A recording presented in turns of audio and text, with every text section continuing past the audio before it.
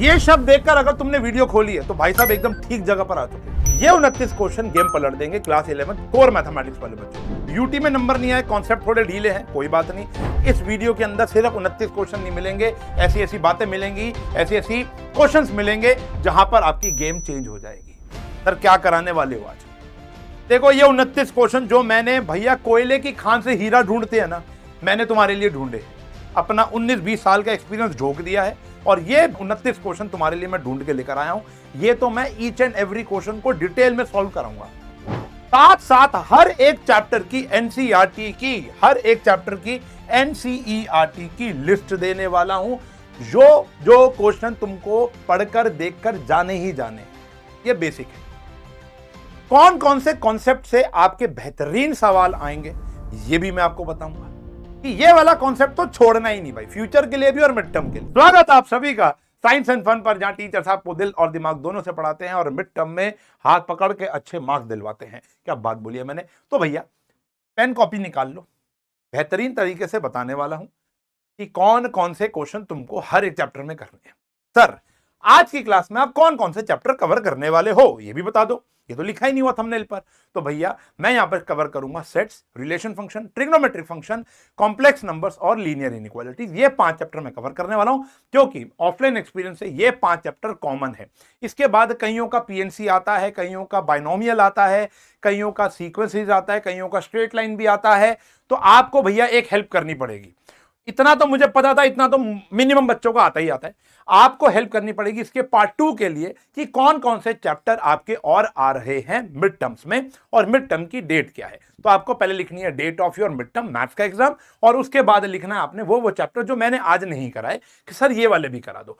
यकीन मानो जो मोस्ट कॉमन होंगे कमेंट के अंदर वो मैं यहां पर आपके लिए करा दूंगा, जो मोस्ट कॉमन होंगे। अभी मैं चैप्टर 7 कराता, बच्चों को आ ही नहीं रहा, मेरा आपका दोनों का टाइम वेस्ट था, तो मैंने चैप्टर 1 2 3 4 5 ये 5 चैप्टर लेकर आया हूं नई एनसीईआरटी के अकॉर्डिंग।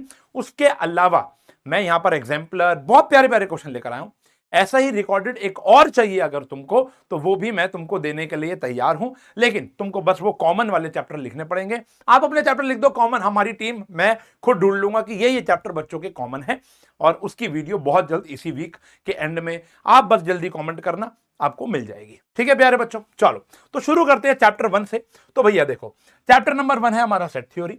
सेट थ्योरी के अंदर ये वाले क्वेश्चन हमारी एनसीईआरटी के प्यारे बच्चों, ये वाले क्वेश्चन जो हैं ये हमारी एनसीईआरटी के ये क्वेश्चन आपको करने ही करने हैं, ये मिनिमम है। 1.1 और 1.2 प्योर कॉन्सेप्चुअल एक है, आप इसको ओरली कर लेना, या तो पूरा कर लेना या ओरली कर लेना। ये करना जरूर है, डैश इसलिए डाला है क्योंकि कॉन्सेप्ट है यहां पर, ठीक है ना। रोस्टर, सेट बिल्डर, ये सारी चीजें आपको करनी है। 1.2 के अंदर equal sets, null set, finite, infinite, ये सारी बातें हो रखी। इसके बाद ये वाले क्वेश्चन मिनिमम है, आपको करने ही करने हैं। ये उन बच्चों के लिए जिन्होंने अभी तक कुछ नहीं किया, जिन्होंने सब कुछ कर लिया, बहुत टॉप नॉच बच्चे, अच्छे क्वेश्चन देखने आए हैं खाली, तो बेटा इनको एक बारी गो थ्रू जरूर कर लेना। अभी आगे मैं आपको बहुत सारे क्वेश्चंस भी यहां पर सॉल्व कराने वाला हूं जो हमारी एनसीईआरटी, एग्जाम्पलर या बच्चों के स्कूल में आए हुए क्वेश्चन होते हैं। अच्छा एक फैक्ट मैं आपको और बताता हूं, हमारी 11th स्टैंडर्ड के अंदर apart from 10th and 12th, देखो 10th और 12th में पढ़ने का तरीका अलग है, 11वीं और 9वीं में, 9th और 11th में पढ़ने का तरीका अलग होना चाहिए। 11th स्टैंडर्ड में एनसीईआरटी बहुत ज्यादा भगवान है, 10th और 12th में तो होती है लेकिन अब सीबीएसई पैटर्न बदलते जा रहे हैं, यहां पर एनसीईआरटी बहुत ज्यादा बलवान है। एग्जाम्पलर उसके बाद आती है। इन 2 किताबों से काम हो जाता है वैसे, ठीक है ना, आपको एक्स्ट्रा किसी किताब की जरूरत नहीं पड़ती सिवाय कुछ चैप्टर्स के, जैसे trigonometric function, complex numbers, permutation combination, limits and derivatives और इसके अलावा एक आधा प्रोबेबिलिटी वगैरह, ठीक है ना। इन चैप्टर्स के लिए आपको थोड़ा सा एक्स्ट्रा जाना पड़ता है, बाकी और कोई नीड नहीं होती है। बट मैं यहां पर आपके लिए बेहतरीन क्वेश्चन लेकर आया हूं, आप पेन कॉपी लेकर ये लिस्ट बना लो और एक एक क्वेश्चन हम सॉल्व करते हैं। साथ साथ मैं आपको बताता रहूंगा कौन कौन से कॉन्सेप्ट आपको इस चैप्टर से बढ़िया बेहतरीन तरीके से लिखने हैं। तो एक कॉन्सेप्ट का स्लाइड साइड में बना लो, ठीक है जी। चलो तो ये बहुत हेल्प करेगा आपको सेशन। जैसे पहला क्वेश्चन आता है, आप लोगों ने कहीं ना कहीं इसको देखा होगा, 2 फाइनाइट सेट्स हैं having m and n elements. 2 finite set है, एक सेट A है जिसके अंदर m एलिमेंट है, तो लेट करते हैं, लेट कि number of element in A m है और number of element in set B जो है वो n है, ठीक है जी। Total number of subsets of first set is 56 more than the total number of subset of second set. तो इसके सबसेट्स कितने होंगे बेटा? 2 की पावर m। इसके सबसेट कितने होंगे? 2 की पावर n। क्या ये बराबर है? नहीं। इसके सबसेट से 56 ज्यादा है, तो यहां पर 56 जोड़ देंगे तो दोनों आपस में बराबर आ जाएंगे। क्या कह रहा है? इस सेट के जो सबसेट है और इस सेट के जो सबसेट है, इसके सबसेट 56 ज्यादा है। The total number of subset of the first set is 56 more than the total number of subset of second set. ठीक है जी, ये आ गया। अब इसको यहां ले आओ। ये आया 2 की पावर m माइनस 2 की power n is equals to 56। अब ये क्वेश्चन सर कितने नंबर का आएगा ये भी अगर बताऊं तो बेटा अब क्या है, अनप्रिडिक्टेबल सा हो गया। ये या तो 1 मार्क का होगा या 2 मार्क का होगा। 1 मार्कर 2 मार्कर अब सेम से ही दिखते हैं, कोई फर्क नहीं बता सकता। ठीक है ना? इसी को ऑप्शन दे दोगे तो 2 मार्क्स 1 मार्क का हो जाएगा, बिना ऑप्शन के ये 2 मार्क्स का हो जाएगा। ठीक है जी। अब देखो, अब इसका सॉल्यूशन करना शुरू कर रहे हैं। अभी इक्वेशन बनाई। अब देखो हमको ऐसा करना है, 56 को दो ऐसे पार्ट में तोड़ देना है जिनमें 2 की पावर होती है। जैसे 56 को मैं 2 की पावर में नहीं लिख सकता, लेकिन इसको मैं अगर 64 माइनस 8 लिख दूं तो ये 2 की पावर में कन्वर्ट हो जाए। क्या हो जाएगा? 2 की पावर में कन्वर्ट हो जाएगा। तो ये आ गया 2 की पावर m माइनस 2 की पावर n। ये होता है 2 की पावर 6 और ये होता है 2 की पावर 3। तो यहां पर अगर हम कंपेयर करें, ऑन कंपेयरिंग, तो बेटा मेरे m की वैल्यू आ गई है 6 और n की वैल्यू आ गई है मेरी 3। m की वैल्यू 6 आ गई है, n की वैल्यू मेरी 3 आ गई है। बड़ा ही प्यारा क्वेश्चन है, बड़ा इंपॉर्टेंट क्वेश्चन है। Find the values of m and n पूछा था, वो मैंने निकाल दी। बहुत ही बेहद प्यारा क्वेश्चन है। अब यहां पर 56 की जगह ये कभी कभी कुछ और, जैसे 112 भी दे देता है कभी कभी, या कुछ और नंबर दे देता है, तो आप उसके हिसाब से तोड़ोगे जहां पर 2 की पावर बन जाए। ठीक है ना? अब 64 माइनस 8 56 होता है। 64 को मैं लिख सकता हूं 2 की पावर 6 और इसको लिख सकता हूं 2 का क्यूब। Got it? तो ये आपको हिट एंड ट्रायल खुद से करना पड़ेगा। अगर ये क्वेश्चन एमसीक्यू फॉर्मेट में आता है तो ये ज्यादा अच्छा हो जाता है। ठीक है ना? तो अच्छा, ये आपको पता है ना बेटा, नंबर ऑफ सबसेट्स का फॉर्मूला क्या होता है? कुछ बच्चों को नहीं पता होगा। नंबर ऑफ सबसेट का फॉर्मूला होता है 2 की पावर n। अगर सेट के अंदर n एलिमेंट है तो नंबर ऑफ सबसेट इतने होते हैं। और अगर मैं आपसे पूछूं नंबर ऑफ प्रॉपर, ये एमसीक्यूज बनते हैं। अच्छा, एक बात और बताओ, यहां तक अगर आए हो देखकर, किन किन बच्चों को टॉप 50 एमसीक्यूज भी चाहिए, टॉप 50 एमसीक्यूज भी चाहिए, उसका भी रिकॉर्डेड बना दूंगा बेटा। Top 50 MCQs of class 11 for mid terms, ये भी बता दो सर चाहिए। हैशटैग 50 एमसीक्यूज, ये वाला मुहिम अगर चालू हो गई तो अगर कमेंट सेक्शन में, तो मैं तुम्हारे लिए ले आऊंगा बेटा। देखते हैं कितने बच्चों को नीड है। ये आया बेटा, एक कम हो जाता है। प्रॉपर सबसेट के अंदर खुद नहीं आते आप। ठीक है ना? सबसेट बनाने आते हैं ना। अच्छा, अब बोलेंगे सर हमको तो चैप्टर ही नहीं आता, मैं कैसे देखूं? तो बेटा देखो, उसके लिए आपको कमेंट सेक्शन में पहला कमेंट पिन मिलेगा जहां पर पूरी की पूरी प्लेलिस्ट अवेलेबल। ठीक है जी। इस चैनल के ऊपर ऐसा कोई लेक्चर नहीं है जो मैंने अपलोड नहीं किया। कुछ लेक्चर तो 2 बार ही है। इस साल भी हम बनाना शुरू हो गए और लास्ट ईयर भी हमने सारे के सारे चैप्टर की प्लेलिस्ट डाली थी। इस साल भी दोबारा बनाना शुरू हो गए। तो अगर मान लेते हैं मैं अभी जैसे कौन से चैप्टर पहुंचा हूं, 1 2 3 चैप्टर का डाला है। अगर आपको कॉम्प्लेक्स का देखना है तो आपको बहुत प्यारा लेक्चर मिल जाएगा मेरे ही एक दो लेक्चर इसी चैनल पे मिल जाएंगे। आपको लीनियर इनइक्वालिटी का देखना है, टाइप तो करो लीनियर इनइक्वालिटी बाय उशांक सर, आ जाएगा। देखो टॉप नॉच लेक्चर आएंगे, प्लेलिस्ट भी दे देता हूं, वहां से भी देख लेना। अगर कॉन्सेप्ट नहीं आते फिर तो पढ़ने पड़ेंगे बेटा, कॉन्सेप्ट तो पढ़ने पड़ेंगे। ठीक है ना? ये आता है। सेकंड क्वेश्चन पर आते हैं। Show that A union B अगर बराबर है ए इंटरसेक्शन बी के, तो इंप्लाइज दैट ए भी बी के बराबर होगा। ये क्वेश्चन हमारी एनसीईआरटी का एग्जाम्पल है, मैंने मार्क भी किया है। बड़ा प्यारा टॉप लेवल का एक एग्जाम्पल है। आओ देखते हैं। तो यहां पर ना हमको लेट करते हैं हम लोग सॉल्यूशन में, x बिलोंग्स टू a, इसको ले लेते हैं। Let x belongs to a। x क्या है? Where x is any arbitrary constant, arbitrary element. Arbitrary, बच्चे कहते हैं कि सर ये आर्बिट्री का मतलब क्या होता है? आर्बिट्री का मतलब है दुनिया जहान का कोई भी एलिमेंट। अब इसके अंदर रियल नंबर्स भी आ सकते हैं, कॉम्प्लेक्स नंबर भी आ सकते हैं, ट्रिग्नोमेट्रिक फंक्शन भी आ सकता है, A B C D, alpha beta gamma, Ram Shyam Mohan Sohan, कुछ भी आ सकता है। ठीक है ना? तो x अगर a में है, एक एलिमेंट a में है, तो भैया x 100% a यूनियन b में भी होगा। इंप्लाइज दैट जो a में है वो यूनियन में भी होगा। बहुत बढ़िया। जो यूनियन में है वो इंटरसेक्शन में होगा। हाँ, क्यों होगा? हर बार ही नहीं होता, यहां होगा। क्यों? क्योंकि क्वेश्चन में बोल रखा है कि यूनियन जो है वो इंटरसेक्शन के बराबर है। अगर एक्स ए में है तो वो यूनियन में होगा, यूनियन में है तो वो इंटरसेक्शन में होगा, क्योंकि ये दोनों बराबर हैं।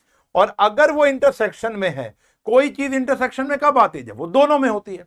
तो x बिलोंग्स टू b हो जाएगा, x बिलोंग्स टू b हो जाएगा। तो x बिलोंग्स टू a है, x बिलोंग्स टू b है, देयरफॉर मैं कह सकता हूं a is subset of b। जो एलिमेंट a में है वही एलिमेंट b में है, तो मैं कह सकता हूं कि जो जितने एलिमेंट a में है वही सारे एलिमेंट b में है, तो a is subset of b हो गया। लेकिन मुझे ये प्रूव नहीं करना, मुझे प्रूव करना है a is equals to b। अब रिवर्स गेम खेलेंगे नाउ। अब y लेट करो y बिलोंग्स टू b। अब मान लेते हैं y एक ऐसा आर्बिट्री एलिमेंट है, y is any arbitrary element, arbitrary element. ठीक है, ये आपको मेरे वन शॉट में भी दिख जाएगा। लेकिन ये क्वेश्चन जो मैं आपको करा रहा हूं ये तो करने ही करने हैं, ये तो मिनिमम है भाई साहब, अच्छा तैयारी हो जाती है। तो अगर कोई चीज y बिलोंग्स टू b है तो वो यूनियन में होगा कि नहीं होगा बेटा? बिल्कुल होगा। सेम बात दोबारा लिखनी होती है यार। जो यूनियन में है तो वो इंटरसेक्शन में भी होगा। क्यों होगा? अभी बताया था कि a यूनियन b जो है वो a इंटरसेक्शन b के बराबर है। बहुत बढ़िया। अगर a इंटरसेक्शन b में है भाई साहब तो वो a में भी होगा।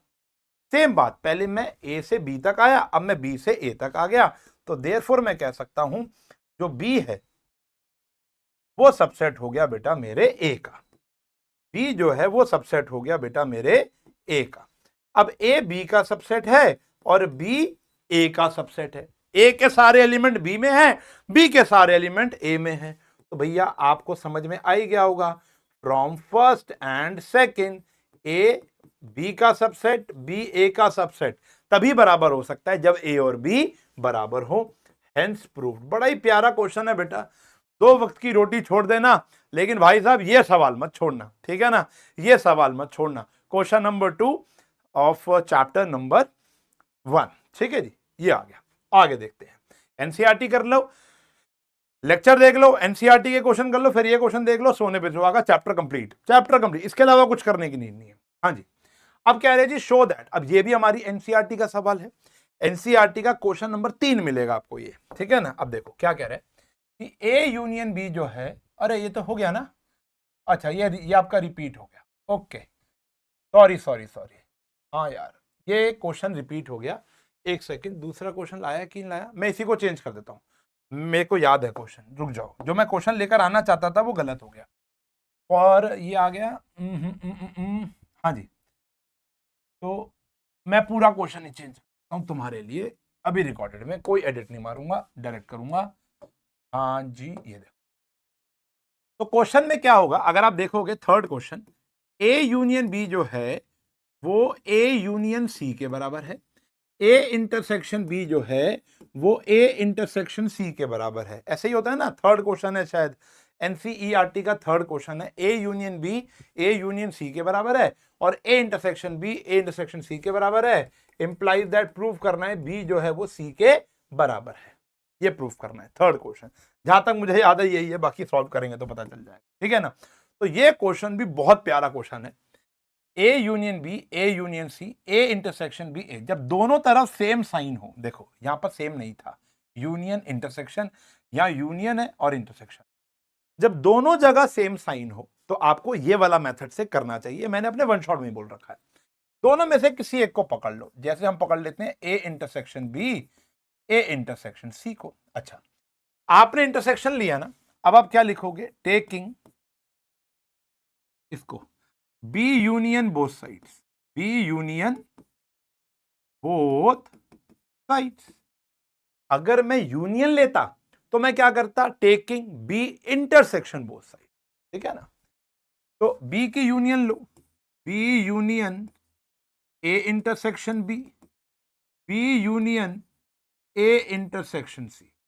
डिस्ट्रीब्यूटिव प्रॉपर्टी लगाएंगे, बी यूनियन ए हो गया बेटा, इंटरसेक्शन बी यूनियन बी हो गया, या बी यूनियन ए हो गया बेटा, इंटरसेक्शन बी यूनियन सी हो गया। बी यूनियन ए का मतलब ए यूनियन बी, एक की बात है। बी और बी का यूनियन क्या होता है बेटा? बी होता है। वैसे तो आप इसको भी डायरेक्ट बी लिख सकते हो, जैसे ये वाले स्टेप की नीड भी नहीं होती है, मैं आपको बता दूं। इसको भी डायरेक्ट क्या लिख सकते हो? बी। ए इंटरसेक्शन बी में ए और बी का कॉमन यूनियन बी के साथ करूंगा तो बी आएगा 100%। या डिस्ट्रीब्यूटिव प्रॉपर्टी करोगे तो भी क्या लिखोगे? बी लिखोगे। तो आपकी इच्छा है, आप क्या करना चाहते हो। मैं तो यहां डायरेक्ट भी बी लिखने के समर्थन में होता हूं हमेशा। आप डिस्ट्रीब्यूटिव यहां मत लगाओ, खाली उधर लगा दो। तो हमारा जो बी आ जाएगा वो आ जाएगा A union B intersection B union C. Distributive property आती है ना बेटा आपको, यह है डिस्ट्रीब्यूटिव प्रॉपर्टीज, ठीक है ना। यह है डिस्ट्रीब्यूटिव प्रॉपर्टी, ये आ गया देखो फर्स्ट इक्वेशन। जैसे आपने टेकिंग बी यूनियन किया था, अब दोबारा से उसी कंडीशन को लेना है। कंडीशन चेंज नहीं कर सकते। अब आपने एक बार इंटरसेक्शन ले लिया, दोबारा भी यही लोगे। यह आ गया ए इंटरसेक्शन सी। अब यहां पर क्या लिखोगे? लेकिन taking taking C C C union both side. Both side क्या लोगे? सी की यूनियन लोगे। तो देखो बेटा, C union A intersection B, C union A intersection C, ये फिर सी हो गया बेटा, ठीक है जी। यहां पर distributive C union A intersection C union B आ गया। ये क्या आ गया भैया? A union C. ये आ गया बी यूनियन सी, सी के बराबर। अब ढंग से समझना। अब हमको क्वेश्चन में बोल रखा है कि जो ए यूनियन बी है वो ए यूनियन सी के बराबर है। तो क्या मैं इसको चेंज करके ए यूनियन बी लिख सकता हूं? बिल्कुल लिख सकता हूं सर। बाकी सब मैंने सेम रखा। ध्यान से देखो, ध्यान से देखो, फ्रॉम फर्स्ट एंड सेकंड देखो बेटा। देखो, A union B, A union B, intersection intersection B union C, B union C. ये कितना आया? दोनों का ये बराबर है। तो फ्रॉम फर्स्ट एंड सेकंड, ध्यान से, फ्रॉम फर्स्ट एंड सेकंड, क्या बी सी के बराबर नहीं आ गया? यही आपको प्रूफ करना है, ठीक है जी। मैं फिर बोल रहा हूं, आपको दोबारा बताता हूं। आप ये भी कंडीशन ले सकते थे। यूनियन लेते तो क्या करना पड़ता? बी की इंटरसेक्शन बोथ साइड। आपने इंटरसेक्शन लिया तो क्या लिखोगे? एक बारी बी की यूनियन लोगे, एक बारी सी की यूनियन लोगे। बी की क्यों? क्योंकि हमें B is equals to C proof करना है। सी की क्यों? क्योंकि हमें B is equals to C proof करना है, ठीक है ना। अच्छा, ये समझो, ये समझो।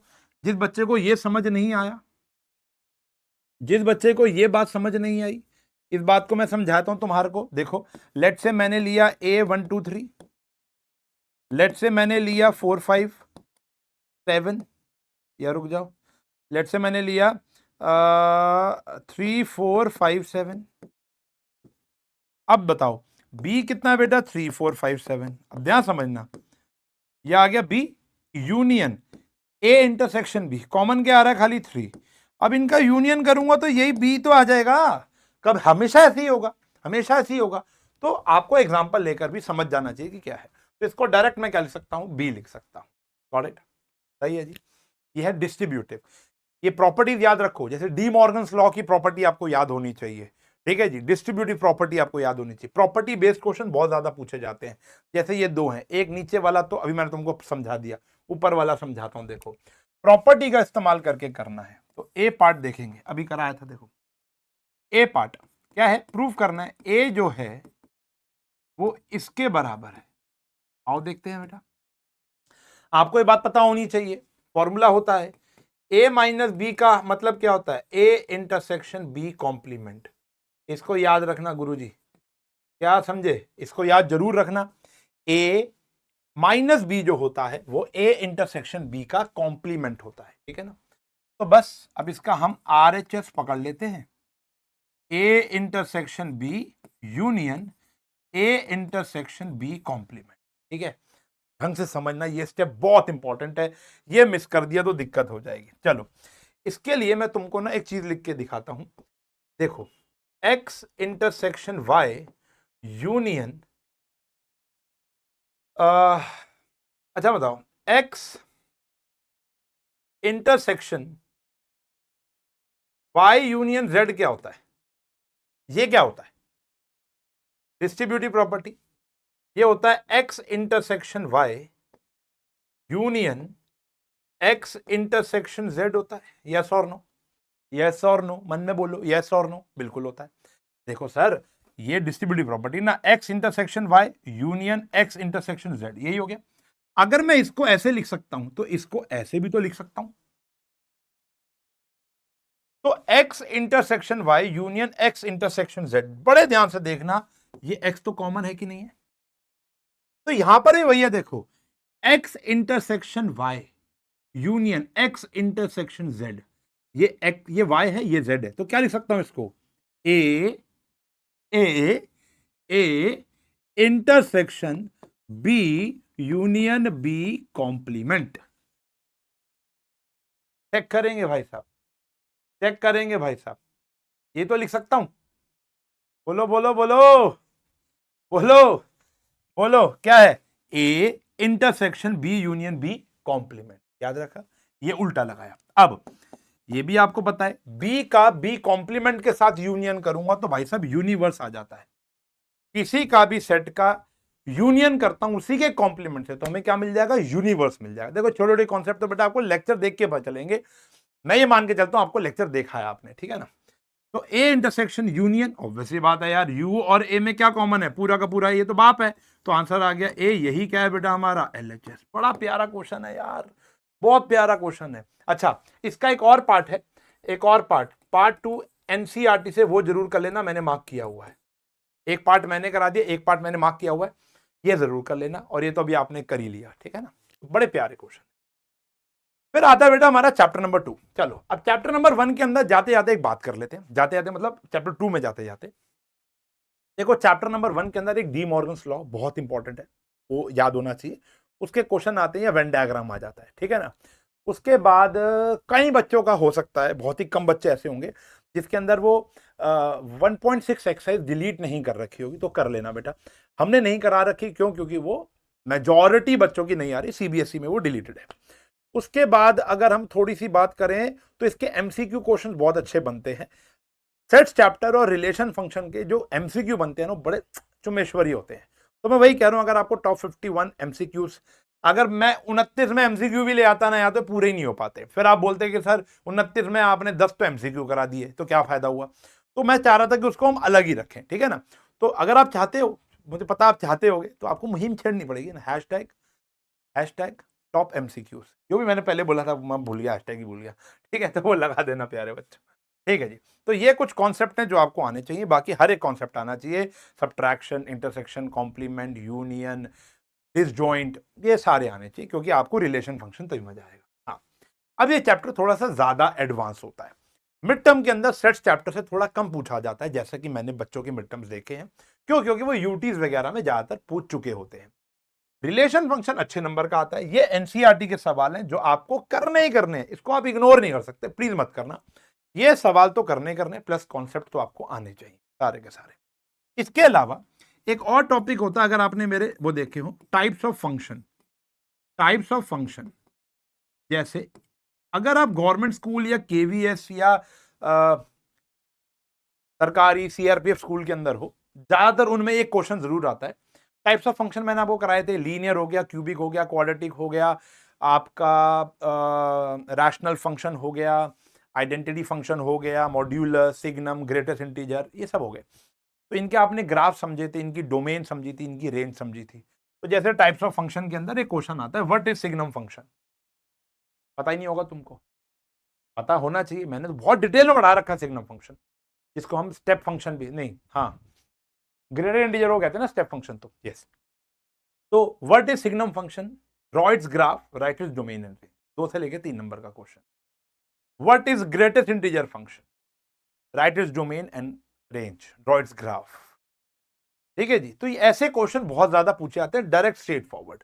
बाकी फंक्शंस की जो आपको टाइप्स ऑफ फंक्शन आने चाहिए, इन फंक्शन की डोमेन रेंज टिप्स पर याद होनी चाहिए कि मॉड्यूलस फंक्शन की डोमेन रेंज क्या होती है, टिप्स पे याद होनी चाहिए, टिप्स पर कि मॉड्यूलर फंक्शन के अंदर आप कोई भी नंबर पुट कर सकते हो, हेंस जो डोमेन हो गई वो माइनस इन्फानाइट से इन्फानाइट हो गई, रेंज हमेशा 0 से इन्फानाइट आएगी। क्यों? क्योंकि आंसर हमेशा पॉजिटिव आएगा।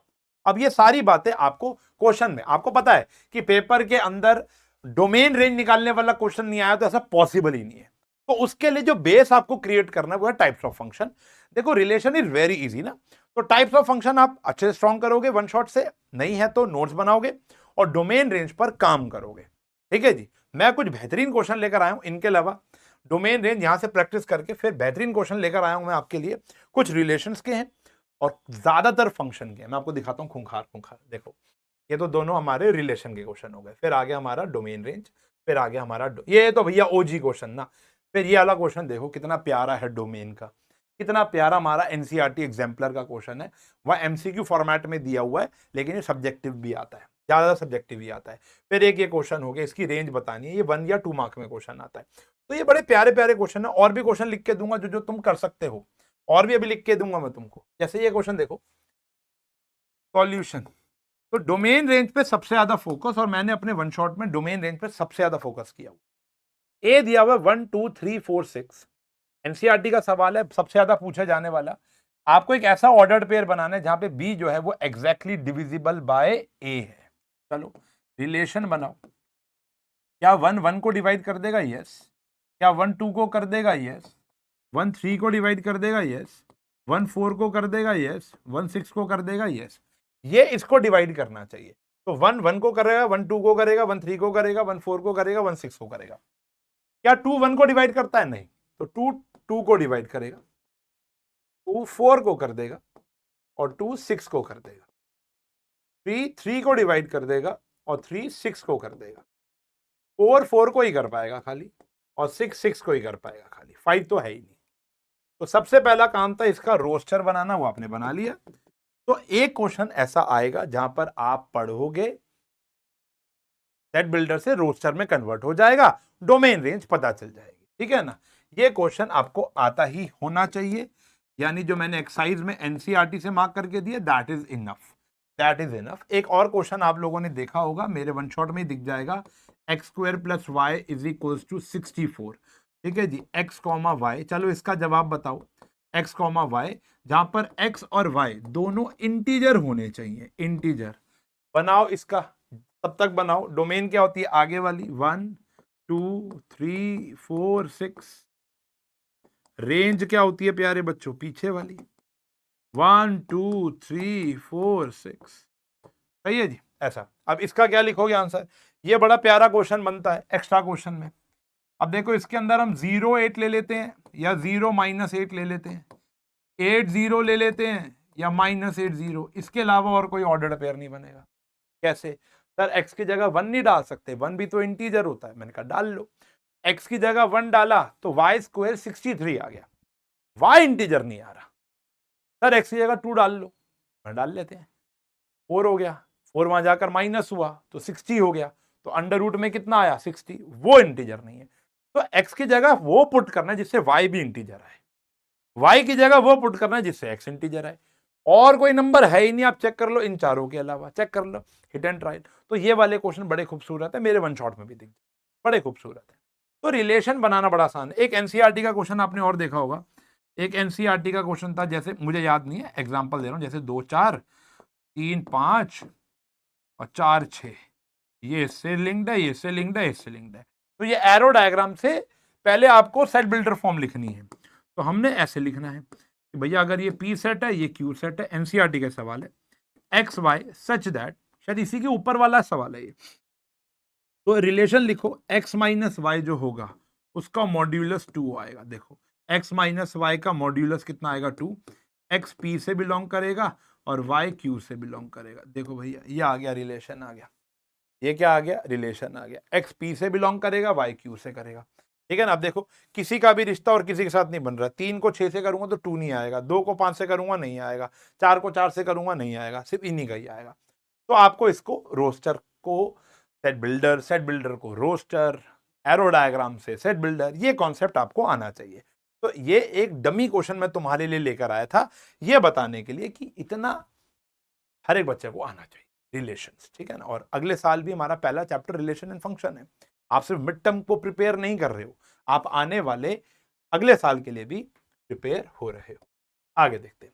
फिर एक ये क्वेश्चन हमारी एनसीईआरटी एग्जाम्पल का है, एग्जाम्पल में भी है और मिसलेनियस में भी है, जहां पर आपको बोल रखा है एक फंक्शन है और फंक्शन लीनियर फंक्शन दिया हुआ है, आपको ए और बी की वैल्यू बतानी है। अब यहां पर आपको समझ में आना चाहिए कि ये जो होता है ये x होता है और ये fx होता है, पता ही है ना, ये x होता है और ये fx होता है। तो हमको जो एक फंक्शन दिया हुआ है लीनियर फंक्शन, तो x जो है बेटा वो 1 है, 1 पुट करके हमको fx क्या मिला 1। तो मेरी एक इक्वेशन आ गई a plus B equals to 1। ठीक है जी, एक इक्वेशन ये आ गई। फिर मैं x की जगह क्या पुट करूंगा 2, तो मेरे fx की वैल्यू क्या आ जाएगी, मेरे fx की वैल्यू क्या आ जाएगी 3। तो एक इक्वेशन आ गई 2a plus B equals to 3। अब इनको आप सॉल्व कर लो कैसे मर्जी मेथड से, मैंने इनको सब्ट्रैक्ट कर लिया, एलिमिनेशन से कर रहा हूं, आपको जो अच्छा लगे एलिमिनेशन सब्स्टिट्यूशन वैसा आप सॉल्व कर लेना, ये तो बच्चों बच्चों को आता है। कट हो गया, minus A is equals to -2, ए की वैल्यू आ गई 2, तो बी की वैल्यू आ गई -1। ए की वैल्यू 2 यहां पुट की, बी की वैल्यू आ गई -1। ठीक है प्यारे बच्चों, ओके आगे बढ़े। Domain and range of this function, domain निकालनी है और रेंज निकालनी है। तो बेटा ये एक मोस्ट इंपॉर्टेंट क्वेश्चन, मैं ये नहीं कह रहा हूं कि ये वाला क्वेश्चन, आपने ऐसे बहुत से क्वेश्चन देख लिए होंगे, जैसे अंडर रूट 9 - x², तो ये है, जैसे 4 - x हो गया, 1 - x हो गया, मॉड्यूलस x -1 हो गया। इन फंक्शंस की डोमेन रेंज भाई पीछे पड़ जाओ। अगर मुझे बोला जाए ना कि 29 क्वेश्चन डोमेन रेंज के ले आओ, तो भाई मैं 30 ही ला सकता हूँ, 29 भी नहीं ढूंढ पाऊंगा, ज्यादा ही ढूंढ पाऊंगा। ठीक है ना, इतने प्यारे प्यारे क्वेश्चन है। मैं उनमें से क्रीम पार्ट उठा के लाया कि ये तो क्रीम है, ये तो करना ही करना है। इसके अलावा बच्चे की प्रैक्टिस होनी चाहिए डोमेन रेंज निकालने की। पेपर में एक क्वेश्चन जरूर आएगा, लिखित में ले जाओ आप। ठीक है जी। तो डोमेन का मतलब क्या होता है कि क्या पुट कर सकता हूं मैं एक्स की जगह। तो अगर ये मेरा फंक्शन है मेरे प्यारे बच्चों, तो बस मैं हर कुछ पुट कर सकता हूं, नीचे जीरो नहीं बनना चाहिए। तो 2 - x² नॉट इक्वल्स टू 0, तो ये आ गया √2 - x और ये आ गया √2 + x नॉट इक्वल्स टू 0। तो √2 - x not to equals to 0 या √2 + x नॉट इक्वल्स टू 0। तो x not equals to √2, x not equals to -√2। तो जो डोमेन आ गई मेरी, वो क्या आ गई, दुनिया जान का कोई भी रियल नंबर पुट कर लो, बस क्या नहीं पुट कर सकते आप, √2 पुट नहीं कर सकते और -√2 पुट नहीं, क्योंकि ये दोनों पुट करके डिनोमिनेटर में 0 बन जाएगा, जो कि एक पाप होता है। ठीक है जी। What about range sir, range देखो, रेंज के लिए आपको y की value in terms of x निकालनी होती है। fx क्या होता है, y होता है, पता ही होगा। fx और y में कोई फर्क नहीं होता, cross multiply, 2y - 2x² equals to 3 आ गया, 2y - 3 is equals to 2x² आ गया, 2y - 3 अपॉन में 2 आ गया और यहां पर आ गया x²। तो बेटा मेरे x की वैल्यू आ गई √2y - 3 अपॉन में 2। अब अंडर रूट में नेगेटिव नहीं बन सकता, अंडर रूट में नेगेटिव नहीं बन सकता। तो ये सब चीजें ना आपको बेसिक से समझ में आएंगी कि मैं यहां पर greater than equals to 0 put कर रहा हूं, यहां मैंने नॉट इक्वल्स टू 0 पुट किया क्योंकि डिनोमिनेटर 0 नहीं बन सकता। ये हमने रैशनल फंक्शन में सीखा था, ये हमने सीखा था जब हम क्वाड्रेटिक फंक्शन सीख रहे थे। तो मॉड्यूलस में, सॉरी मॉड्यूलस कह रहा हूं, अंडर रूट का आंसर कभी भी नेगेटिव नहीं हो सकता और अंडर रूट के अंदर भी नेगेटिव नहीं आ सकता। ठीक है ना, तो अंदर वाला पार्ट 0 या 0 से बड़ा होगा। तो जो y आएगा बेटा हमारा, जो y आएगा वो ग्रेटर देन इक्वल्स टू 3/2 आएगा। तो बेटा मेरी जो रेंज आने वाली है वो आ गई 3/2 से इनफाइनाइट, 3/2 से इनफाइनाइट। ठीक है बेटा, ये कहानी है, बड़ा सिंपल हो गया, डोमेन आ गया और रेंज आ गया, काम खत्म हो गया। तो डोमेन के लिए आप कंडीशन देखो, रेंज के लिए सबसे पहले x की value in terms of y निकालोगे, फिर कंडीशन चेक करो। अब जैसे ये आया अंडर रूट, अच्छा एक वेवी कर्व मेथड भी होता है, अब वो भी सिखा देता हूं। ये दो क्वेश्चन में वेवी कर्व से सिखा देता हूं, चलो बहुत बढ़िया। और वेवी कर्व तो आपको आना चाहिए। कल ही मैं बच्चों को बता रहा था अपने ऑफलाइन के और पेड बैच के कि what is the importance of wavy curve. जो नीट सॉरी जो जेई के बच्चे हैं और सीयूईटी के बच्चे, उनको तो बहुत अच्छे से आना चाहिए वेवी कर्व। आगे जाकर वेवी, अच्छा आपने यूट्यूब पे टाइप करना वेवी कर्व। हमको लगता है वेवी कर्व एक छोटा सा टूल है, जैसे रैशनलाइजेशन है वो। भाई साहब 8-8 घंटे के लेक्चर बना रखे हैं जेई वाले टीचर्स ने आप लोगों के लिए, तो काफी इंपॉर्टेंट होता है। अब जैसे ये क्वेश्चन मैं वेवी कर्व से करने वाला हूं। जैसे ये आया 9 - x², अब अंडर रूट में, जैसे अभी आपको बताया ग्रेटर देन इक्वल टू 0 होना चाहिए। तो फैक्टर आ गया 3 प्लस एक्स और एक आ गया 3 minus X, greater than equal to 0 होना चाहिए। अब वेवी कर्व में क्या होता है कि पहले आपको एक नंबर लाइन बनानी है। नंबर लाइन इस प्रकार से बनती है कि ये सारे क्रिटिकल पॉइंट रफ में जाओ, 3 प्लस एक्स को 0 पुट करो तो एक्स की वैल्यू -3 आ गई, और 3 माइनस एक्स को 0 पुट करो तो एक्स की वैल्यू 3 आ गई। तो नंबर लाइन में असेंडिंग ऑर्डर में इनको पुट कर लिया। अब क्लियर ये रहना है कि आपको आंसर क्या चाहिए। आपको आंसर पॉजिटिव चाहिए, नेगेटिव चाहिए या 0 चाहिए। तो मुझे आंसर पॉजिटिव और 0 चाहिए। तो मैं -3 से छोटा नंबर पुट करता हूं, -4। वेवी कर्व में हिट एंड ट्रायल होता है। -3 से छोटा नंबर पुट करो, -4। -4 पुट करो नेगेटिव, -4 पुट करो पॉजिटिव। तो ओवरऑल क्या आया बेटा? नेगेटिव। चेक कर लो भाई, रफ में चले जाना चाहे, ये रफ है, -4 पुट किया, -4 पुट किया, तो ये आया -1 और ये आया 7। तो आंसर तो नेगेटिव आया ना बेटा, मेरा आंसर नेगेटिव आ गया। इनके बीच में कुछ पुट करो, लेट से 0। तो 0 पुट करूंगा तो पॉजिटिव पॉजिटिव, तो ये ओवरऑल क्या आ गया? पॉजिटिव। 3 से बड़ा पुट करूंगा 4, तो ये पॉजिटिव, ये नेगेटिव, तो ये आ गया नेगेटिव। अब बात करते हैं 0 की। पॉजिटिव तो समझ में आ गया, -3 पुट करूंगा, -3 पुट करूंगा तो ये ओवरऑल 0 हो जाएगा। तो यानी मैं इसको भी इंक्लूड कर सकता हूं, लीनियर इनइक्वालिटी में पढ़ा था। 3 पुट करूंगा, 3 पुट करूंगा तो ये क्या आ जाएगा भैया? इसको भी मैं पुट कर सकता हूं। तो मेरा जो आंसर आएगा, अच्छा ग्रीन ले लिया, तो मेरा आंसर जो आएगा वो आएगा -3 और 3 के बीच में ये आ गया। तो जो मेरी डोमेन हो गई, वो हो गई -3 से 3 मेरे प्यारे। ये आ गई मेरी डोमेन। सही है जी। अब मुझे रेंज निकालनी है। अब रेंज के लिए एक चीज ध्यान रखना, अंडर रूट का आंसर कभी भी नेगेटिव नहीं हो सकता। तो मेरे इस पूरे फंक्शन का आंसर नेगेटिव नहीं आया। चलो देखते हैं। तो यहां पर अगर हम बात करें रेंज की, तो रेंज के लिए सबसे पहला काम क्या होगा? y दिया हुआ आपको √9 माइनस एक्स स्क्वायर, x की वैल्यू निकालोगे इन टर्म्स ऑफ y। तो ये आ गया बेटा y² is equals to 9 minus X square, x² is equals to 9 minus Y square, x की वैल्यू आ गई √9 minus Y square. Same condition है। तो यहां पर आ गई 9, फिर वही देखो सेम काम करेंगे, अंडर रूट पॉजिटिव आंसर देगा। तो 3 प्लस वाई और 3 minus Y greater than equal to 0। But under root का आंसर कभी भी नेगेटिव नहीं हो सकता। अब आप बोलोगे सर जैसे यहां पर -3 और 3 थे, यहां पर क्या होगा? हम 0 से छोटा तो जा ही नहीं सकते, 0 से छोटा नहीं जा सकते। क्यों? क्योंकि अंडर रूट का रिजल्ट कभी भी नेगेटिव नहीं होता। इसलिए मैं कह रहा हूं बेसिक्स आपको स्ट्रॉन्ग करने पड़ेंगे। तो अगर मैं यहां पर 0 पुट करता हूं तो मेरा आंसर सही आएगा, बिल्कुल पॉजिटिव आ रहा है। देखो इनके बीच में पुट करता हूं तो भी क्या आ रहा है भैया? पॉजिटिव आ रहा है। 3 पुट करता हूं तो भी वो 0 के बराबर आ रहा है। 3 से बड़ा पुट करूंगा तो वो नेगेटिव आ जाए। ये मुझे नहीं चाहिए, ये मुझे नहीं चाहिए। तो मेरा आंसर क्या आया बेटा रेंज का? रेंज इज द आंसर ना, 0 से लेकर 3 ये आया। सर -1 पुट करेंगे तो भी यही आएगा। हाँ लेकिन मैं मेरा y का आंसर -1 आ ही नहीं सकता ना। क्यों? क्योंकि अंडर रूट का रिजल्ट कभी भी नेगेटिव नहीं हो सकता।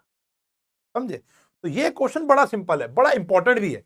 अब 9 की जगह नंबर चेंज होते जाएंगे तुम्हारे, 16 आता जाएगा, 25 आता जाएगा, 64 आता जाएगा, या उल्टा भी हो जाता है कभी कभी, x² -9 हो जाता है। थोड़ा सा एक्स्ट्रा दिमाग लगाएंगे, ठीक है ना बेटा? तो ये क्वेश्चन बड़े इंपॉर्टेंट है। आओ वेवी कर्व से एक और क्वेश्चन सॉल्व करते हैं। जैसे ये आ गया तो इसको हमें अलग सॉल्व करना होता है, इसको हमें अलग सॉल्व करना होता है। जैसे ये आया, इसको देखो, हमें सिर्फ डोमेन पूछी है इस क्वेश्चन में।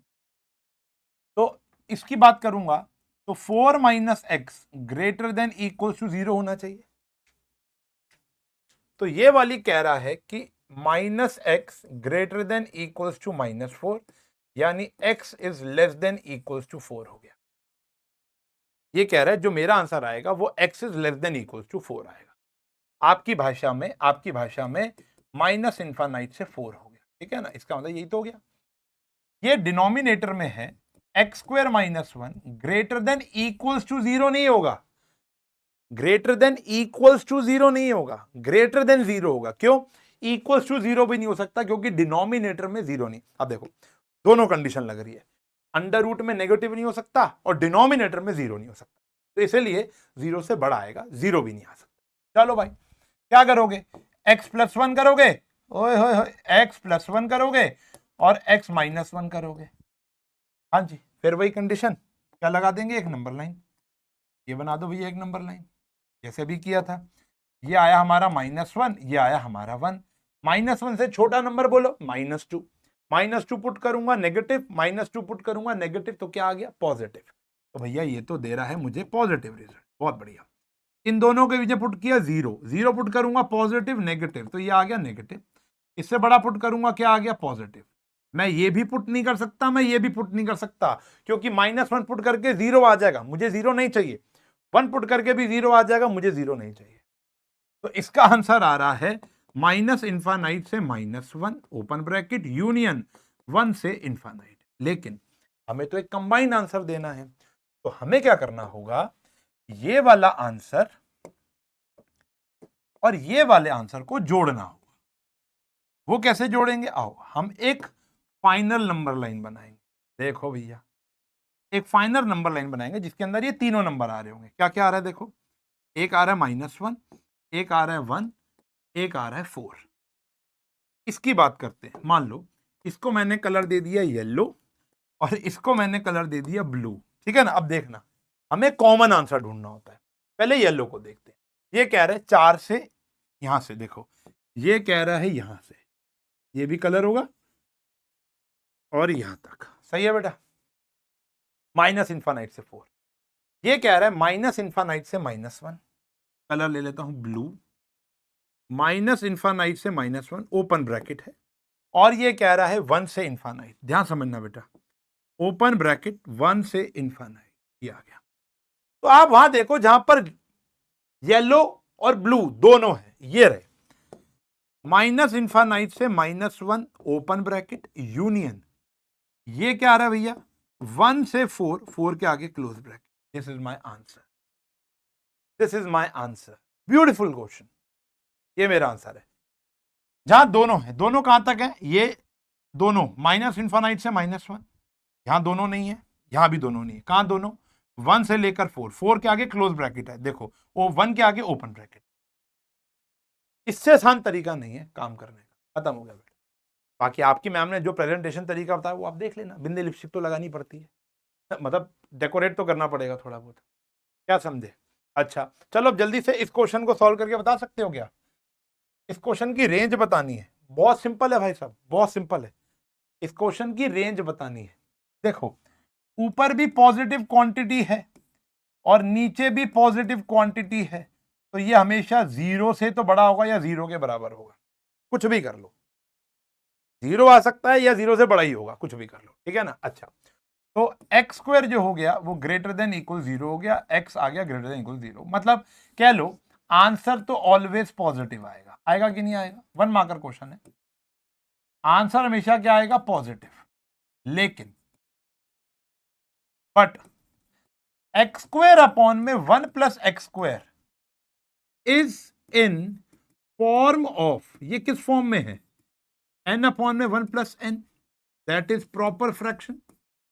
यार ऊपर कुछ भी आएगा, नीचे तो सेम है बट 1 एडेड है। देखो ऊपर क्या है, एक्स स्क्वायर, नीचे भी एक्स स्क्वायर, लेकिन एक प्लस हो गया। एक्स स्क्वायर की वैल्यू मान लो 5 आती है, तो नीचे 5 प्लस 1। एक्स स्क्वायर की वैल्यू 9 आती है, 9 प्लस 1, यानी न्यूमरेटर हमेशा छोटा होगा डिनोमिनेटर से। तो ये प्रॉपर फ्रैक्शन है। प्रॉपर फ्रैक्शन का मतलब होता है which is less then 10, less than 1, which is less then 1। तो ये 0 ऑलवेज पॉजिटिव तो होगा, लेकिन ये हमेशा 1 से क्या होगा, छोटा। तो जो रेंज आएगी बेटा ना इसकी, वो आएगी 0 तो हो सकता है, 0 से बड़ा होगा, लेकिन 1 से कभी भी बड़ा ये नहीं जा सकता। तो ये 1 मार्कर 2 मार्कर क्वेश्चन होगा, 0 और 1 के बीच में आंसर आएगा। 0 हो सकता है लेकिन 1 नहीं होगा कभी भी। क्लियर है। तो दीज आर माई 2 चैप्टर्स। ये खत्म हो गए बेटा 2 चैप्टर्स। ये 2 चैप्टर हमारे खत्म हो गए बेहतरीन तरीके से। जरूरी नहीं है कि आपको ये पूरा का पूरा ये जो क्लास है एक ही बारी में देखनी है। अभी 3 चैप्टर और बचे हुए हैं, चैप्टर 3, 4 एंड 5। जरूरी नहीं है कि आपको ये एक ही बारी में देखना है। पहले आप अपना लेक्चर देखो प्लेलिस्ट से, फिर आप एनसीईआरटी के क्वेश्चन करो, फिर ये करो। आप तैयारी कर रहे हो तो जबरदस्त तरीके से करेंगे भाई साहब, सिर्फ एक लेक्चर देखकर काम नहीं होगा ना, तैयारी कराएंगे, बढ़िया तरीके से तैयारी कराएंगे। और वही बच्चा देखो, कहीं कुछ बच्चे होते हैं कहते नहीं मैराथन कराओ मैराथन कराओ, वो हमेशा आप डिपेंडेंट ही रहोगे। आपके पास सब कुछ मैंने कंटेंट दे दिया, आप जो जो वीक हो, जैसे जैसे वीक हो वैसे वैसे कर लो। आपका टॉपिक नहीं आता, टॉपिक के लिए कंटेंट दे दिया। आपको टॉपिक आता है तो एनसीईआरटी रिवाइज कर लो, वो भी आते तो सिर्फ ये देख लो। मैंने आपको तीनों लेवल में बांट दिया बच्चों को, तो आप देखो ना आप कहां स्टैंड कर रहे हो, ठीक है ना, ये ध्यान देखना। अगले चैप्टर पे चलते हैं, that is chapter number 3। Chapter 3 के अंदर एनसीईआरटी की लिस्ट तो तुम्हारे सामने मैंने पेश कर ही दी है बेहतरीन तरीके से, ये तो कर ही लेना बेटा। कॉन्सेप्ट के लिए मैंने बढ़िया सा वन शॉट बनाया था, बहुत बच्चों ने प्यार दिया, जाकर आप भी देख सकते हो। नया पुराना सारा प्लेलिस्ट में मिल जाएगा, नया वाला डाल दे तो पुराने वाला ढूंढ सकते हो, नया वाला देखो पुराना वाला क्यों देख रहे हो। और उसी के साथ आपकी डिमांड पे मैंने ना कुछ एक्स्ट्रा क्वेश्चंस भी कराए थे। देखो मैंने अभी अभी आपको बोला कि मैंने उस वन शॉट के अंदर भी एक्स्ट्रा क्वेश्चन करा रखे, उसके अलावा अभी हाल ही में मैंने ये वीडियो डाला जहां पर 21 मोस्ट इंपॉर्टेंट क्वेश्चन आपको वहां पर देखने को मिल जाएंगे। 21 मोस्ट इंपॉर्टेंट क्वेश्चन प्लस मेरा वन शॉट। अगर ट्रिगो में अच्छे नंबर नहीं आए तो जो मर्जी कहता, इसके अलावा आपको कुछ करना ही नहीं है, कुछ भी नहीं करना, कुछ भी नहीं करना। ये मैंने तुम्हारे लिए क्वेश्चन सिलेक्ट किए, ये सारे के सारे आपको इसमें मिल जाएंगे। मैं सॉल्व भी कर देता हूं तुम्हारे लिए, लेकिन ये सारे के सारे आपको यहां पर धक्के खाते मिल जाएंगे। इसमें भी मिल गए, मेरे वन शॉट में मिल गए, ये भी मिल जाएंगे। तो ये भाई एक ऐसा पैकेज बना दिया तुम्हारे लिए ट्रिग्नोमेट्री जिसमें सबसे ज्यादा बच्चों को डर लगता है। और मैंने उस वन शॉट के अंदर स्टार्टिंग ही ऐसे की थी कि बच्चों को सबसे ज्यादा दिक्कत ये होती है कि मैं कब कौन सा फॉर्मूला लगाऊं, यही होती है ना तुम्हें दिक्कत। आप मेरा वो वाला वन शॉट देख लो जो प्लेलिस्ट में है, और ये 21 मोस्ट इंपॉर्टेंट क्वेश्चन देख लो, आपका ये भी दुख दूर हो जाएगा। ये मैं लिखित में देता हूं जेन्युइनली, अगर आप अच्छी ईमानदारी से मन से ट्रिगो को प्रिपेयर करना चाहते हो, क्योंकि अगला साल 56 नंबर डिपेंड करता है ट्रिगो पर, पास या फेल होने के लिए बहुत है। मैं इससे ज्यादा वॉर्न नहीं कर सकता तुम लोगों को, मैं हर साल करता हूं, बच्चे मानते नहीं है। 12th में आते कह रहे हमें ट्रिगो नहीं आता, वो छोड़कर बैठते हैं 11th में। अरे भाई दुनिया भर की सारी चीजें छोड़ दो, ट्रिगो मत छोड़ो, क्योंकि 12th में बर्बादी ही बर्बादी है विदाउट ट्रिगो, बर्बादी ही बर्बादी है। तो ये क्वेश्चन जैसे ही है, एक भी क्वेश्चन ऐसा नहीं है, ये दोनों तो एनसीईआरटी के हैं, ये हमारा एनसीईआरटी का एग्जाम्पल है, ये क्रीम क्वेश्चन है, ये भी हमारी एनसीईआरटी का एग्जाम्पल है। ये नया क्वेश्चन है, ये मैं करा रहा हूं, ये कहीं नहीं मिलेगा, ये आपको इन 21 क्वेश्चंस में मिल जाएगा। ये हमारी एनसीईआरटी का एग्जाम्पल मिल जाएगा, ये मेरी एनसीईआरटी के उसमें मिल जाएगा साइन एक्स का ग्राफ बनाने वाला। तो मैं आपको कह रहा हूं ये हमारी एनसीईआरटी का एग्जाम्पल है और क्वेश्चन भी है। तो मैं आपको ये तो कह रहा हूं कि ये सब एनसीईआरटी है। उसके अलावा जो टॉप 21 क्वेश्चन है, पहले ये वाला क्वेश्चन देखो, जैसे साइन 4a को a में तोड़ना है, तो साइन 4a को a में तोड़ना, आप सब बाकी क्वेश्चन नहीं कराओगे, 2 मिनट तो दो मुझे, 2 मिनट तो दो। ये साइन 4a को हमने तोड़ दिया sign 2 into 2a, sign 2 into 2a। अब साइन के कितने फॉर्मूले हैं बेटा, साइन के कितने फॉर्मूले हैं, एक है 2 साइन a कॉस a, और एक क्या है, एक क्या है tan की फॉर्म में। तो ऑब्वियस सी बात है हम यहां पर कौन सा लगाएंगे, कौन सा लगाने वाले हैं, 2 साइन a कॉस a, ठीक है जी। अब यहां पर फिर वही फॉर्मूला लग गया, 2 साइन a कॉस a, फिर यहां पर कौन सा लगाओगे, cos 2a में। अब देखो cos 2a के अंदर फॉर्मूला लगाना है आपको, तो ये वाला लगाएंगे। कैसे पता चला अभी बताता हूं, cos square a minus sine square a। मैंने वीडियो में बता रखा है, जिनके मल्टीपल फॉर्मूलेज होते हैं, जिनके भी मल्टीपल फॉर्मूलेज होते हैं, वो आपको क्या करने होते हैं, क्या करने होते हैं, आरएचएस देखकर पता लगाने होते हैं। जैसे देखो, अगर मैं यहां cos स्क्वायर a लिखूंगा तभी यहां cos क्यूब आएगा, अगर मैं यहां साइन स्क्वायर लिखूंगा तभी यहां पर साइन क्यूब आएगा। वरना तो एक और फॉर्मूला होता है ना, 2 cos स्क्वायर a माइनस 1, उससे cos की पावर 4 बन जाएगी, समझ रहे हो। तो यहां पर देखो, सॉरी cos का क्यूब तो बन जाएगा लेकिन साइन का क्यूब नहीं बनेगा, तो मल्टीप्लाई करेंगे, ये आया 4 sine a cos cube a। बड़ा सिंपल सा क्वेश्चन है, बड़े एंगल को छोटे तोड़ने वाला क्वेश्चन है। भाई देखो एक बात बताऊं मैं तुमको, ट्रिग्नोमेट्री एक ऐसी चीज है जिसके 29 क्वेश्चन भी कर लोगे ना तो वो भी कम है। तो ये हमारी टीम ने हमको बोल तो दिया कि 29 क्वेश्चन ले जाओ, धोखा नहीं कर रहे हम तुम्हारे साथ, लेकिन सिर्फ 29 क्वेश्चन से काम चलता नहीं है। मैं फिर बोलूंगा, ये वो क्वेश्चन है, ये वो क्वेश्चन है, जैसे tan 3x है, बड़े वाले एंगल को छोटे में तोड़ना है। अब आप बोलोगे तो मैं सारे करा दूंगा, लेकिन ये सारे के सारे अगर आपको या तो आते होंगे, नहीं आते तो आपको चैप्टर वैसे भी देखना पड़ेगा। ये ट्रिग्नोमेट्री जान, ठीक है ना। बड़े एंगल को दो छोटे वाले एंगल में तोड़ दिया। अब बड़े एंगल को दो छोटे एंगल में तोड़ने वाले कम से कम 12-13 क्वेश्चन कराए मैंने वन शॉट में। फॉर्मूला क्या होता है भैया? tan 2x plus tan x 1 minus tan 2x tan x। ठीक है जी, तो ये आ गया tan 3x। सही है जी, यहाँ पे tan 3x लिख ही देते हैं। अब क्या करना है आपको? क्रॉस मल्टीप्लाई करते ही आंसर आ गया। देखो ये एनसीईआरटी का एग्जांपल, और ऐसा क्वेश्चन भी है कॉट वाला। ये आया tan 3x, ये आया tan 3x, tan 2x, tan x। और अगर ये मैंने बहुत पहले कराया होता ना बेटा, तो मैं आपको करा भी देता ये सारे क्वेश्चन। मैंने अभी हाल ही में कराया, महीना भी नहीं हुआ इन बात को। इसको यहाँ ले आएंगे, इसको आगे जितने भी क्वेश्चन आएंगे मैं सारे कराने वाला हूँ, क्योंकि वो वाले चैप्टर मैंने इस साल नहीं अपलोड किए, पुराने ही हैं वो सारे। पुराने मतलब लास्ट ईयर के, बहुत पुराने भी नहीं है। ये वहां चला जाए, क्वेश्चन खत्म हो गया। आसान क्वेश्चन है, मुश्किल नहीं है, बस स्टार्ट बड़ा इंपॉर्टेंट होता है कि क्या करना है। तो 3 एंगल दिख रहे हैं, 3x 2x x, तो बड़े वाले को दो छोटे में तोड़ दो। तो ये तो सेम रहा, यहाँ पे फॉर्मूला लगा दिया, क्रॉस मल्टीप्लाई किया, हमारा आंसर आ गया।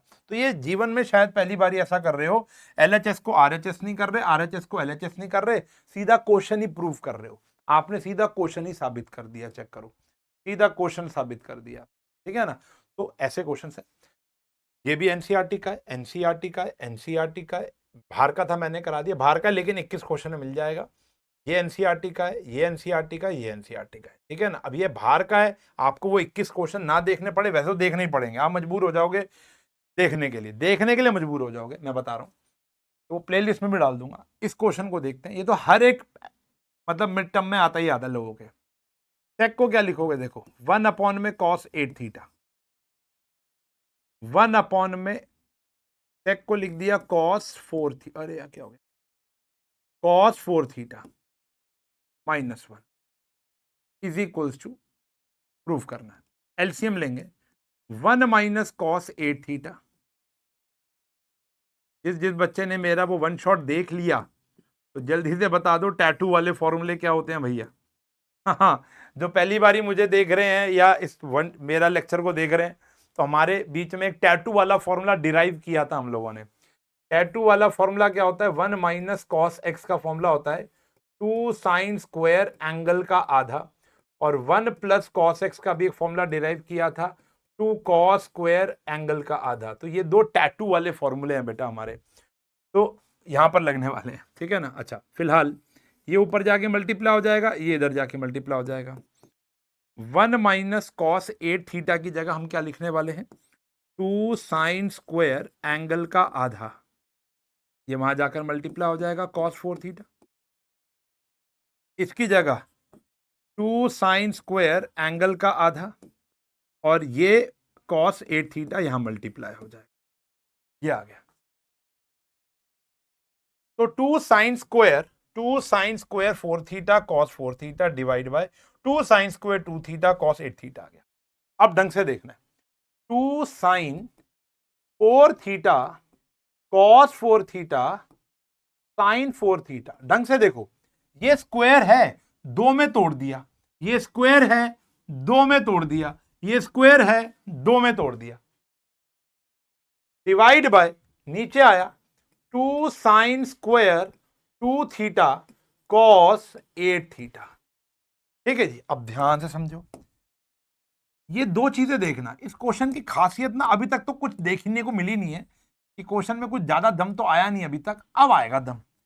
हमारे पास एक फॉर्मूला हुआ करता था, होता है मतलब साइन 2 थीटा का, ये होता है 2 साइन एंगल का आधा कॉस एंगल का आधा। ये एक फॉर्मूला ऊपर दो बारी लगेगा। कैसे? एक बारी लगेगा RHS टू LHS, एक बारी लगेगा LHS टू RHS। देखो 2 साइन थीटा कॉस थीटा, इधर जाके देखोगे तो एंगल का डबल हो गया, 4 है तो कितना हो जाएगा 8 theta, theta theta 2 theta 4 theta 4 theta, angle का डबल 8 थीटा। यहां पर ऐसे लगाओ, 4 यहां पे क्या था 2 थीटा तो आधा हो गया, यहां क्या था भैया 4 थीटा, तो आधा करोगे कितना हो जाएगा 2 थीटा 2 थीटा। एक ही फॉर्मूला दो बारी लगाया है, एक खोल रहे हैं एक जोड़ रहे हैं, LHS2 RHS RHS2 LHS। हाँ जी, तो पहुंच गए अपने कंक्लूजन तक। देखो भैया ध्यान समझना, इन दोनों को देखो, साइन अपॉन में कॉस कितना आ गया, tan 8 थीटा, 2 से कटा 2, इससे कट गया ये, कॉस अपॉन में साइन क्या आ गया भैया, कॉट 2 थीटा, कॉट नीचे चला जाएगा क्या हो जाएगा भैया, tan 2 थीटा। यही हमारा आंसर है। ये भी 21 क्वेश्चन में आपको मिल जाएगा, मेरे वन शॉट में मिल जाएगा। तो मेरे आपसे ये अनुरोध है, हाथ जोड़ के अनुरोध है, मैंने इसके भी क्रीम पार्ट दिखा दिया, इनको तो छोड़ना ही मत। पहले वन शॉट देख लो, एनसीईआरटी क्वेश्चन सारे के सारे कवर हो, मैंने कुछ नहीं छोड़ा, कुछ भी नहीं छोड़ा। अगर आपने कोई चैप्टर आता है तो एक बार गो थ्रू कर लो और ये 21 क्वेश्चन देख लो, खत्म हो गया आपको काम। इसके अलावा आपको कुछ करने की नीड ही नहीं है भाई, इसके अलावा जो करोगे होता रहेगा, ट्रिकों का भय भी दूर हो जाएगा, यकीन मानो, ठीक है ना। अब इससे ज्यादा कन्विंस नहीं कर सकता, जिसको प्रिपेयर करना है कर लेना, ऑडिट ये वाले क्वेश्चन भी कर लेना। चलो, साइन एक्स का ग्राफ व्राफ सब मैंने वैल्यूज लेकर समझा रखा है, प्रॉपर डब्बा बनाकर प्लॉटिंग करके समझाया था। डोमेन क्या होती है, we can put any real number, what is the range, हमेशा आंसर -1 और 1 के बीच में आता है, ये सारी बातें बता रखी हैं। अच्छा जी, इसके फॉर्मूले डिराइव किए थे। फिर आता है 4.1 होगा बेटा, ये क्या होगा 4.1, दिस इज 4.1। हाँ जी, तो ये आता है हमारा कॉम्प्लेक्स नंबर्स, आसान सा चैप्टर है, एनसीईआरटी से तो बहुत ही बेसिक चैप्टर है, ठीक है ना।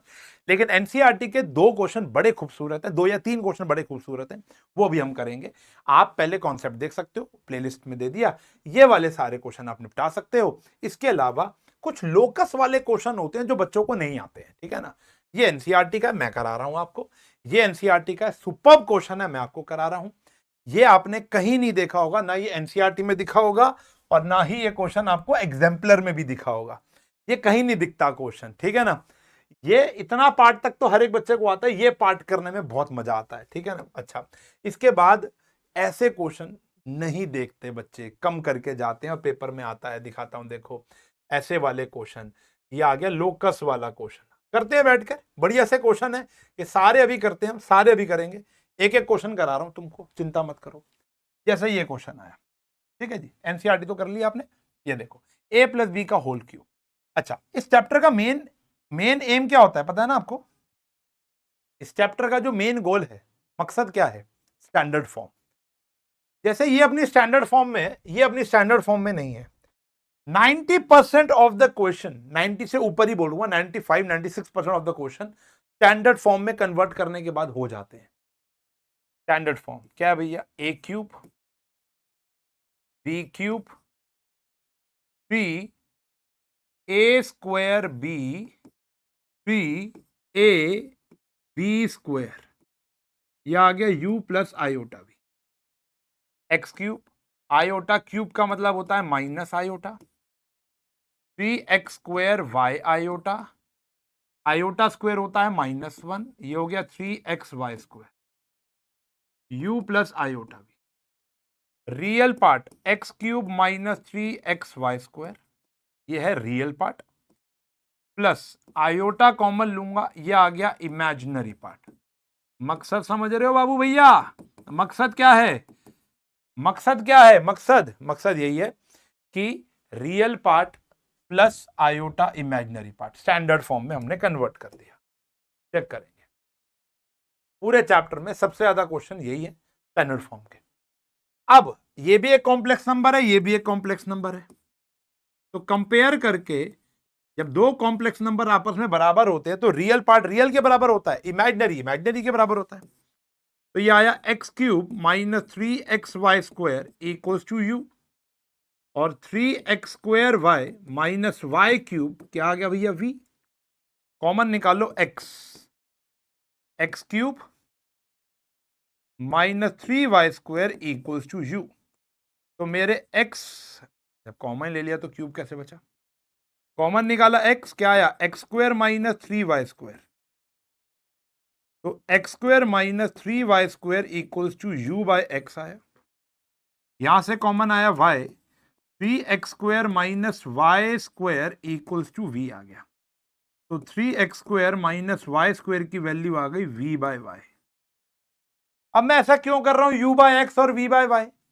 मैं यहां से कॉमन लेके नीचे क्यों लेकर आ रहा हूं? क्योंकि क्वेश्चन की डिमांड है भाई साहब। अब इन दोनों को मैं क्या कर दूंगा, ऐड कर दूंगा, काम हो जाएगा। x² 3x² क्या हो गया भैया 4x², 3y² y² minus 4y² क्या आ गया भैया u/x, क्या आ गया भैया v/y। ये हमारा आंसर आ गया भाई साहब, यही हमारा आंसर है, चेक करो। तो लाख दुखों की एक दफा जब कुछ समझ में ना आए तो स्टैंडर्ड फॉर्म में कन्वर्ट किया जाए, ठीक है। और देखो अल्टीमेट क्वेश्चन है, तुम्हारे भाई के भी 11th स्टैंडर्ड के फाइनल पेपर में ये क्वेश्चन आया था, ठीक है जी। 6 नंबर का आता था उस समय, अब तो इसकी औकात कम हो गई है। इसको करने के लिए हमको एक बात पता है, वी नो दैट, चैप्टर पढ़ा है तो ये पता ही होगा कि मॉड्यूलस ऑफ z का जो स्क्वायर होता है वो z इंटू z कॉन्जुगेट के बराबर होता है।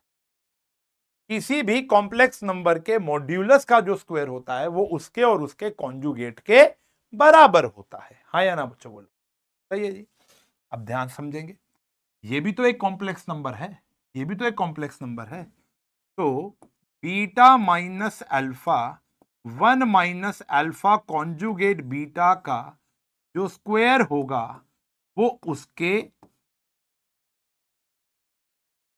और उसके कॉन्जुगेट के बराबर होगा,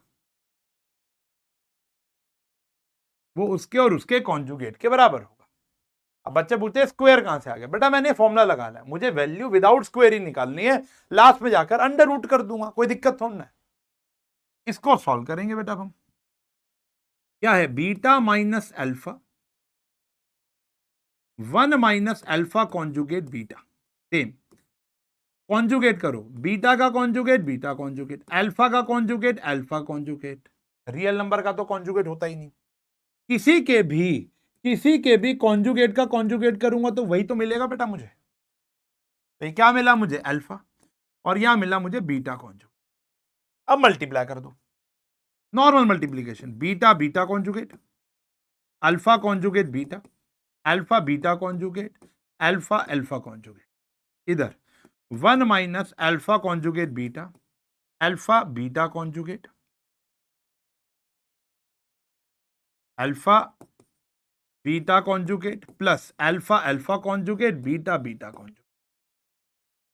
अब ये फॉर्मूला दोबारा लगाएंगे, ये वाला, किसी भी कॉम्प्लेक्स नंबर और उसके कॉन्जुगेट का प्रोडक्ट उसके मॉड्यूलस के स्क्वायर के बराबर होता है, तो ये आ गया मोड बीटा का स्क्वायर, बाकी सब सेम।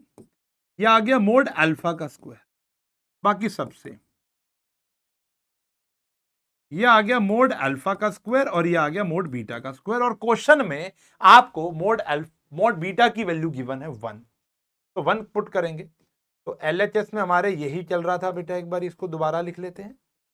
तो यहां आ गया बेटा हमारा 1 minus alpha conjugate beta, alpha beta conjugate plus mod alpha का square divide by 1 minus alpha conjugate beta, alpha beta conjugate plus mod alpha का स्क्वायर, क्योंकि मोड बीटा का स्क्वायर 1 ही होगा।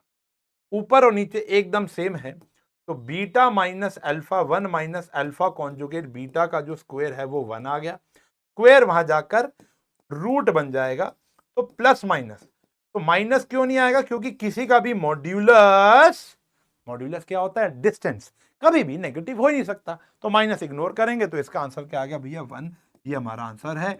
बड़ा प्यारा क्वेश्चन है, आपका मिनिमम 3 नंबर का आएगा, मैक्सिमम ये 5 का भी आ सकता है, ठीक है जी। डिपेंड ऑन योर स्कूल कि स्कूल कूल है या नहीं है, ठीक है, कितना अच्छे से पढ़ा रहा है, कितना ज्यादा पढ़ा रहा है। चलो अच्छे से रिवाइज करना, ये क्वेश्चन आता है। मजा आ गया पानी पी के। इतना क्वेश्चन तो हमने एनसीईआरटी में पढ़ रखा है, इतना क्वेश्चन तो हर कोई कर लेता है। एनसीईआरटी में ऐसे 4 क्वेश्चन मिल जाएंगे तुम, 4 क्वेश्चन। इसमें क्या होता है, जैसे ये आ गया a plus iota B, c plus iota c minus iota. अगर आपने वन शॉट देखा है या कहीं से पढ़ा है तो आपको पता है, जब a प्लस आयोटा बी दिया होता है, आपको प्रूव करना होता है a square plus B square, तो कॉन्जुगेट करके मल्टीप्लाई कर देते हैं, हाँ या ना। यह आ गया फर्स्ट, क्या आता है, taking conjugate, taking conjugate both sides, तो ये आ गया a minus iota B, c minus iota, c plus iota, ये आ गया सेकेंड। इनको क्या कर दो, मल्टीप्लाई। ऐसे एनसीईआरटी में 4 क्वेश्चन है, 3 एग्जाम्पल, 3 मिसलेनियस में मिल जाएंगे और 1 एग्जाम्पल में मिल जाएगा। मल्टीप्लाई करो, क्या आया, a plus iota B, a minus iota B, c plus iota, c minus iota, c minus iota, c plus iota, यह आ गया भैया a square plus B square, और यहां तो 1 ही आ गया, सभी कट गया। तो हमारा एक पार्ट तो प्रूव हो गया, और ये हर एक बच्चा कर लेता है क्योंकि एनसीईआरटी में पढ़ के आ जाता है वो। लेकिन व्हाट अबाउट दिस पार्ट, ये पार्ट बहुत इंपॉर्टेंट है, दिमाग में नहीं आता। हमें b बाय ए चाहिए, तो जैसे यहां मल्टीप्लाई किया ना, बस और कुछ मत करो, डिवाइड कर दो, डिवाइड कर दो फर्स्ट और सेकंड को। बड़ा इंपॉर्टेंट पार्ट है बेटा, ना एनसीईआरटी में मिलेगा ना एग्जाम्पलर में मिलेगा ये क्वेश्चन, ठीक है ना। डिवाइड करो, क्या आया, a प्लस आयोटा बी, और a माइनस आयोटा बी, ये क्या है, c plus iota, c minus iota, c minus iota, c plus iota, ये इससे जाके मल्टीप्लाई होगा। a plus iota B, a minus iota B, ऊपर आ गया c प्लस आयोटा का होल स्क्वायर, नीचे आया c माइनस आयोटा का होल स्क्वायर। अब क्या करूं, डिवाइड तो चलो सर यहां से पता चल जाएगा, b बाय ए निकालना तो शायद डिवाइड करना होगा, हाथ तो मारेगा बच्चा तो कर लेगा। अब क्या करूं, अब वो टूल लगाऊंगा, ऐसा टूल लगाऊंगा, सेल का tool, componendo and dividendo. Sir ये आते हैं स्कूल में भाई साहब, जब आएगा तब बात करेंगे फिर, ठीक है ना। अभी तो विश्वास नहीं कर रहे ना तुम, कोई बात नहीं। अगर आ गया भाई, देखो अब मुझे देखो क्या होता है, 11वीं कक्षा में और 9वीं कक्षा में क्वेश्चन प्रिडिक्ट करना थोड़ा मुश्किल होता है, क्योंकि सबका स्कूल का अपना अपना लेवल है। कई स्कूलों में लीनियर इनइक्वालिटी के ग्राफ आ रहे हैं, आपके नहीं आ रहे हैं। कई स्कूलों में चैप्टर नंबर 3 के अंदर 3.4 एक्सरसाइज भी है, आपके है नहीं है। तो फर्क है स्कूलों में, कई स्कूल जेई लेवल का पेपर कराते हैं, कई स्कूल ऐसा कहते हैं भाई कॉमर्स वालों को भी देखते हैं, उनका अलग आता है, साइंस का अलग आता है। तो ये वो क्वेश्चन है जो मैंने देखे हैं पास्ट में। अब उम्मीद तो यही होती है कि यही आएगा, यही सब आता है। आपका स्कूल लेवल बहुत आसान बनाए तो एनसीईआरटी से आएगा, बहुत टफ बना देगा तो ये है तुम्हारे लिए, ठीक है ना। एवरेज और टफ वाले बच्चों के लिए एक्स्ट्रा क्वेश्चन है, बेसिक तो एनसीईआरटी में ही है। फिर कॉम्पोनेंडो एंड डिविडेंडो क्या होता है, बताया था आपको बेटा, ये होता है numerator plus denominator, numerator minus denominator, दोनों तरफ क्या है, न्यूमरेटर, ये आया numerator plus denominator, numerator minus denominator. अब इसको सॉल्व कर दो, ऊपर आयोटा बी से आयोटा बी कट गया, 2a आ गया, नीचे ब्रैकेट खुलते ही a से a कट जाएगा तो 2b आयोटा आ जाएगा। इधर खोलो, a square plus B square plus 2ci, c square plus iota square minus 2ci, इधर c square plus iota square plus 2ci minus c square minus iota square plus 2ci, bracket खुलेगा, sign change हो जाएगा। इधर आया भैया a by B iota, इधर आ जाएगा, ध्यान से देखना जो कट रहा है, ये से ये कट गया, ये आ गया twice of C square plus iota square divide by, इधर से ये कट गया, नीचे आ गया 4c आयोटा।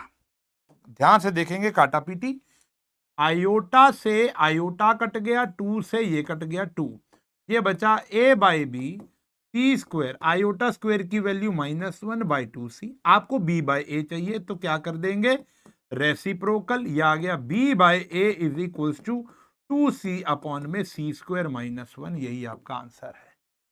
ऐसा क्वेश्चन कम देखा होगा, मेरे वन शॉट में भी शायद दिख जाएगा आपको, कोई बड़ी बात नहीं है। इतना प्यारा क्वेश्चन आपको देखने को मिल जाए ना तो मजा आ जाए।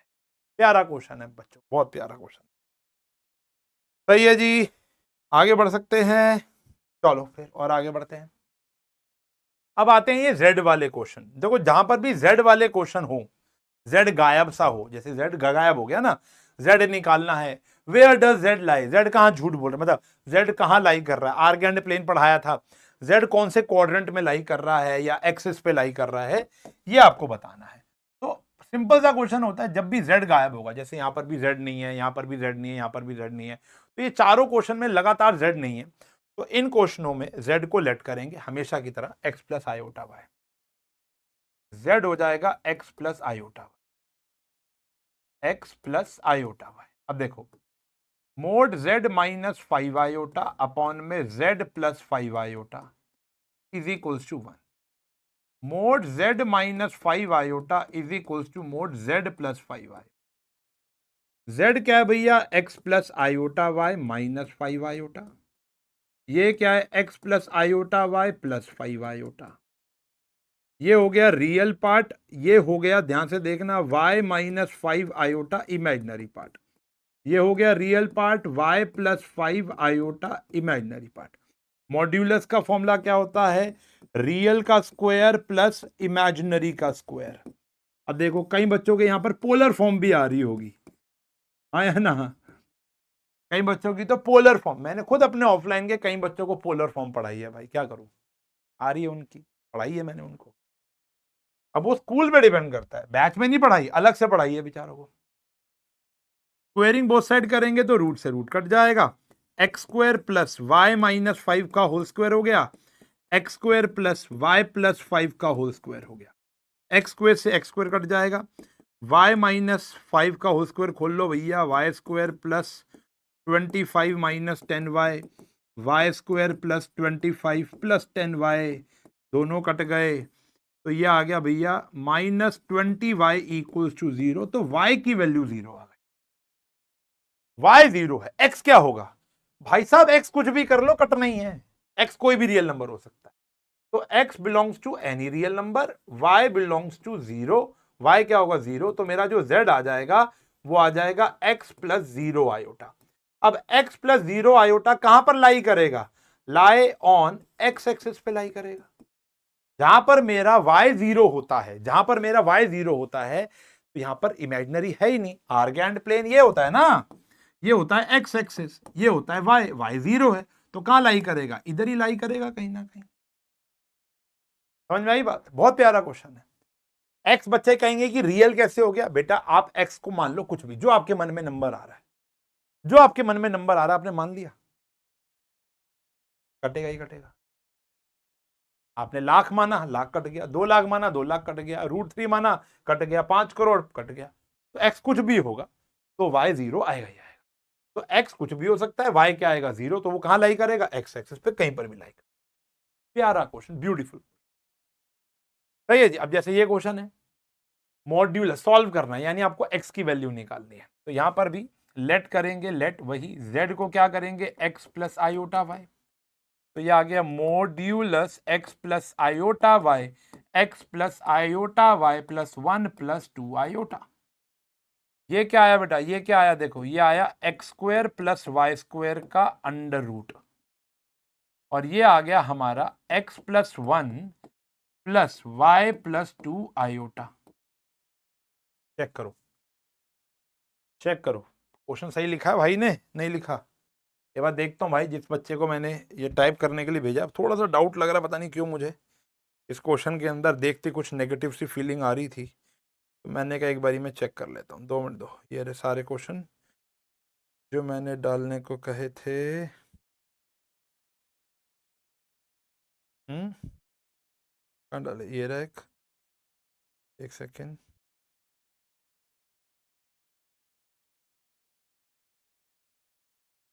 हाँ ये रहे, ये रहे, इस वाले स्लॉट में नहीं है, ऊपर वाले स्लॉट में भी नहीं है, इस वाले स्लॉट में भी नहीं, एक सेकेंड, सॉल्व करने को बोला था, हाँ जी 2 आयोटा है ना, 2 आयोटा है, ठीक है जी, तो सॉल्व करना है आपको, हो जाएगा भाई, अब बिल्कुल ठीक है, अब कॉन्फिडेंस आ रहा है, कॉन्फिडेंस आ रहा है। तो भैया स्क्वायर हटाने के लिए क्या करना पड़ेगा, स्क्वेयरिंग बोथ साइड करना पड़ेगा, ऑब्वियस सी बात है, स्क्वेयरिंग बोथ साइड करना पड़ेगा। तो ये हो गया x square plus Y square, ये आ जाएगा एक्स प्लस वाई का होल स्क्वायर, ये आ जाएगा इसका स्क्वायर आयोटा का square plus 2 x plus 1 y plus 2 iota आ गया। ठीक है जी, तो ये आ गया x square plus Y square equals to x square plus 1 plus 2x हो गया, और ये आ गया माइनस, क्यों? क्योंकि आयोटा स्क्वायर माइनस होता है, वाई स्क्वायर माइनस 4 वाई आ गया। और यहां पर बात करेंगे तो ये इमेजिनरी नंबर है, ये क्या है हमारा? एक इमेजिनरी नंबर है। इधर कहीं पर भी हमको इमेजिनरी नहीं लग रहा, तो मैं इसको सॉल्व नहीं कर रहा हूं फिलहाल अभी। ठीक है जी, अब देखो, एक्स स्क्वायर से कटा है एक्स स्क्वायर, और किसी से कुछ नहीं कटा, और किसी से कुछ भी नहीं कटा। ठीक है जी, अब समझना, तो इधर आके ये हो जाएगा 2y स्क्वायर, सॉल्व करना है ना, ये आ गया 2y स्क्वायर, इधर आ जाएगा। ठीक है जी, तो इमेजिनरी पार्ट तो जीरो ही हो गया भाई, कुछ है ही नहीं कंपेयर करने के लिए। अभी दिखाता हूं, देखो दिखाता हूं, देखो इधर रखो जीरो। चलो अब देखना, ये आया 1, ये आया 2x minus 4y minus 2y square minus 3, this is real part, this is real part, plus 2x plus 1 y plus 2 iota, this is imaginary, this is imaginary.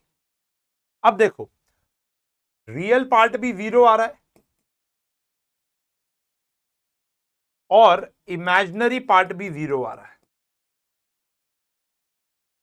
यहां से सॉल्व करेंगे, x की वैल्यू -1 और y की value क्या आ गई? -2। तो therefore बेटा मेरा z की वैल्यू क्या आ जाएगी? -1 -2 आयोटा, ये मेरा z आ गया।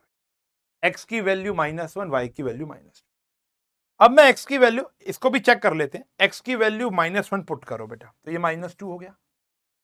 y की वैल्यू -2 पुट करो, तो ये -2 हो गया, -2 का स्क्वायर, और ये आ गया -3 इक्वल 0। देखो, तो ये आया -2, ये आया +8, ये आया -8, ये आया -3 इक्वल्स टू 0। तो ये बराबर नहीं आ रहा, यानी इसको मैं सॉल्व नहीं कर सकता, ये सॉल्वेबल नहीं है बेटा, दिस इज नॉट सॉल्वेबल, इसको मैं सॉल्व नहीं करूंगा।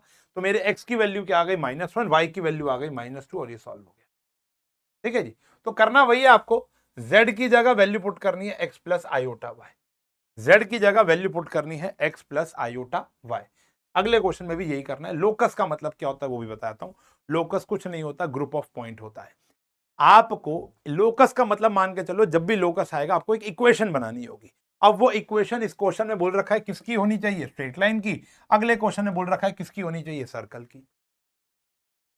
इसको सॉल्व करते ही क्या आएगा भैया? दिखाता हूं, थोड़ा सा कॉम्प्लिकेटेड रहेगा लेकिन हो जाएगा। देखो, z को क्या लेट करेंगे? फिर वही x plus iota Y, iota Y.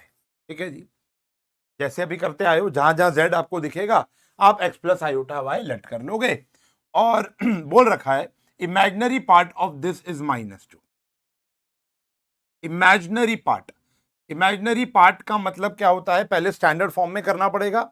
उसका जो इमेजिनरी पार्ट है वो -2 है। तो देखो, पहले तो z की जगह क्या पुट करोगे? x प्लस आयोटा वाई, साथ में आ गया +1 iota x plus iota Y, साथ में आ गया +1। इसका इमेजिनरी पार्ट -2 है। अब इसको सॉल्व करने के बाद लास्ट में जो आपको इक्वेशन मिलेगी वो pair of linear equation two variable यानी स्ट्रेट लाइन की होगी। चलो देखते हैं, यहां पर आया imaginary 2x 2y iota +1 upon में x iota plus y iota square +1 equals to 2। तो स्टैंडर्ड फॉर्म में करने के लिए 2x plus 1 plus 2y iota divides by, ये क्या हो गया? -1, आयोटा स्क्वायर की वैल्यू -1 हो गई, तो ये आ गया 1 - y प्लस x आयोटा -2। अब आप इसको रैशनलाइज करोगे तभी बात बनेगी बेटा।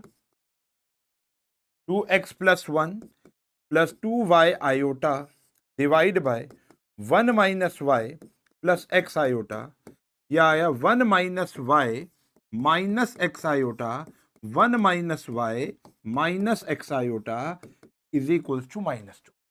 सही है, डन। देखो, अब थोड़ा सा ढंग से करना पड़ेगा भैया। 2x प्लस 1 को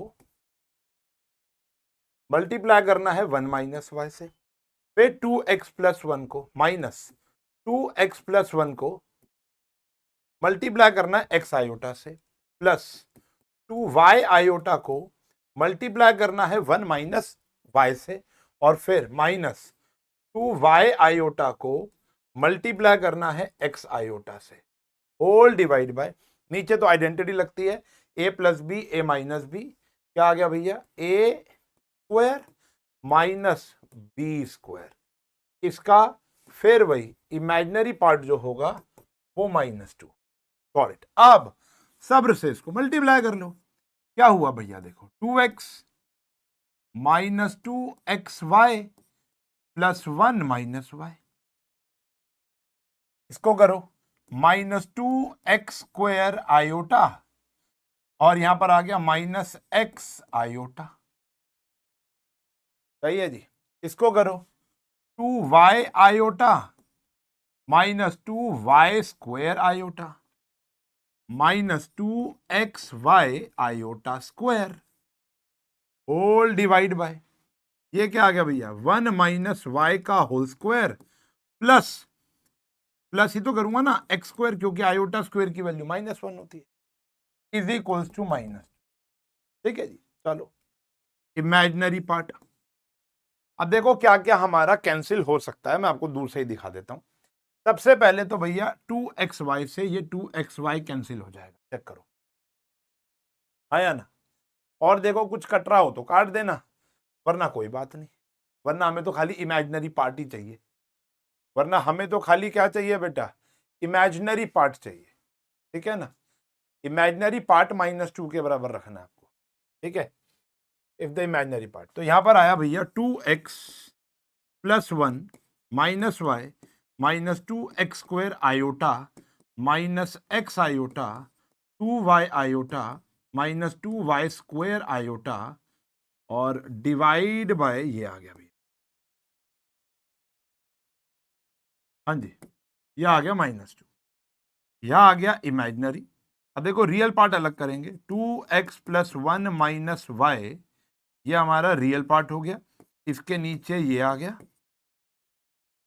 प्लस इमेजिनरी पार्ट अलग करेंगे, इमेजिनरी पार्ट क्या है -2x स्क्वायर और -x plus 2y -2y square divide by 1 minus y का whole square plus x square आ गया, इज इक्वल्स टू, साथ में आयोटा है -2। देखो भाई कुछ भी नहीं किया, रियल पार्ट अपॉन में बेस तो सेम है, प्लस इन सब में से आयोटा कॉमन ले लिया, आया, तो क्या हो गया रियल प्लस मतलब a प्लस बी आयोटा हो गया।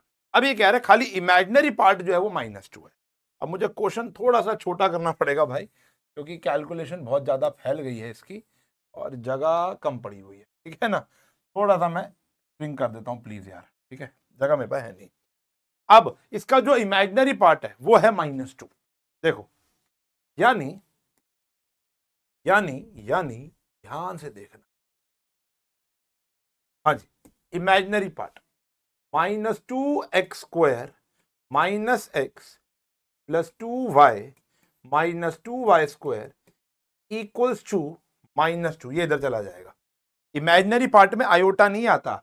अगर मैं आपसे बोलूं x प्लस आयोटा y में इमेजिनरी पार्ट सिर्फ y होता है, तो सिर्फ y को आप -2 के बराबर रख रहे हो, तो ये वहां चला जाएगा ना बेटा, जगह कम होने की वजह से एक स्टेप खा गया हूं मैं। ठीक है, ये आ गया है x स्क्वायर।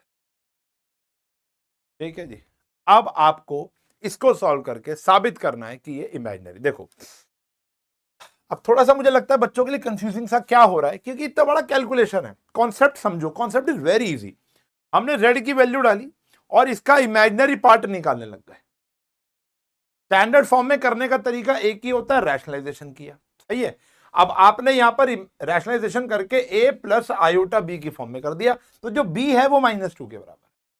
ये कैलकुलेशन है बेटा सारी, इसलिए थोड़ा आपको अजीब लग रहा है, तो यहां पर आप बस -2 के बराबर रखो। अब इसको सॉल्व करेंगे, देखो -2x square minus x plus 2y minus 2y square, इधर आया -2, रुक जाओ इसको सॉल्व करो, a square plus b square minus 2ab plus x square, तो यहां पर आया -2x square minus x plus 2y minus 2y square -2 minus 2y square plus 4y minus 2x²।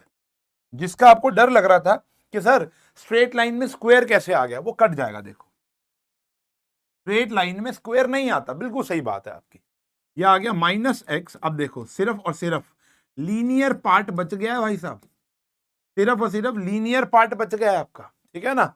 तो यहां पे बचा माइनस एक्स बचा आपका, इधर आके ये क्या हो गया माइनस 2y हो गया, और यहाँ माइनस 2 है तो माइनस कॉमन ले लेंगे, x plus 2y is equal to 2 बचा। ये क्या है भैया, हमारी एक स्ट्रेट लाइन की इक्वेशन। यही साबित करना है। लोकस का मतलब क्या है कि ये ग्रुप ऑफ पॉइंट्स आएगा।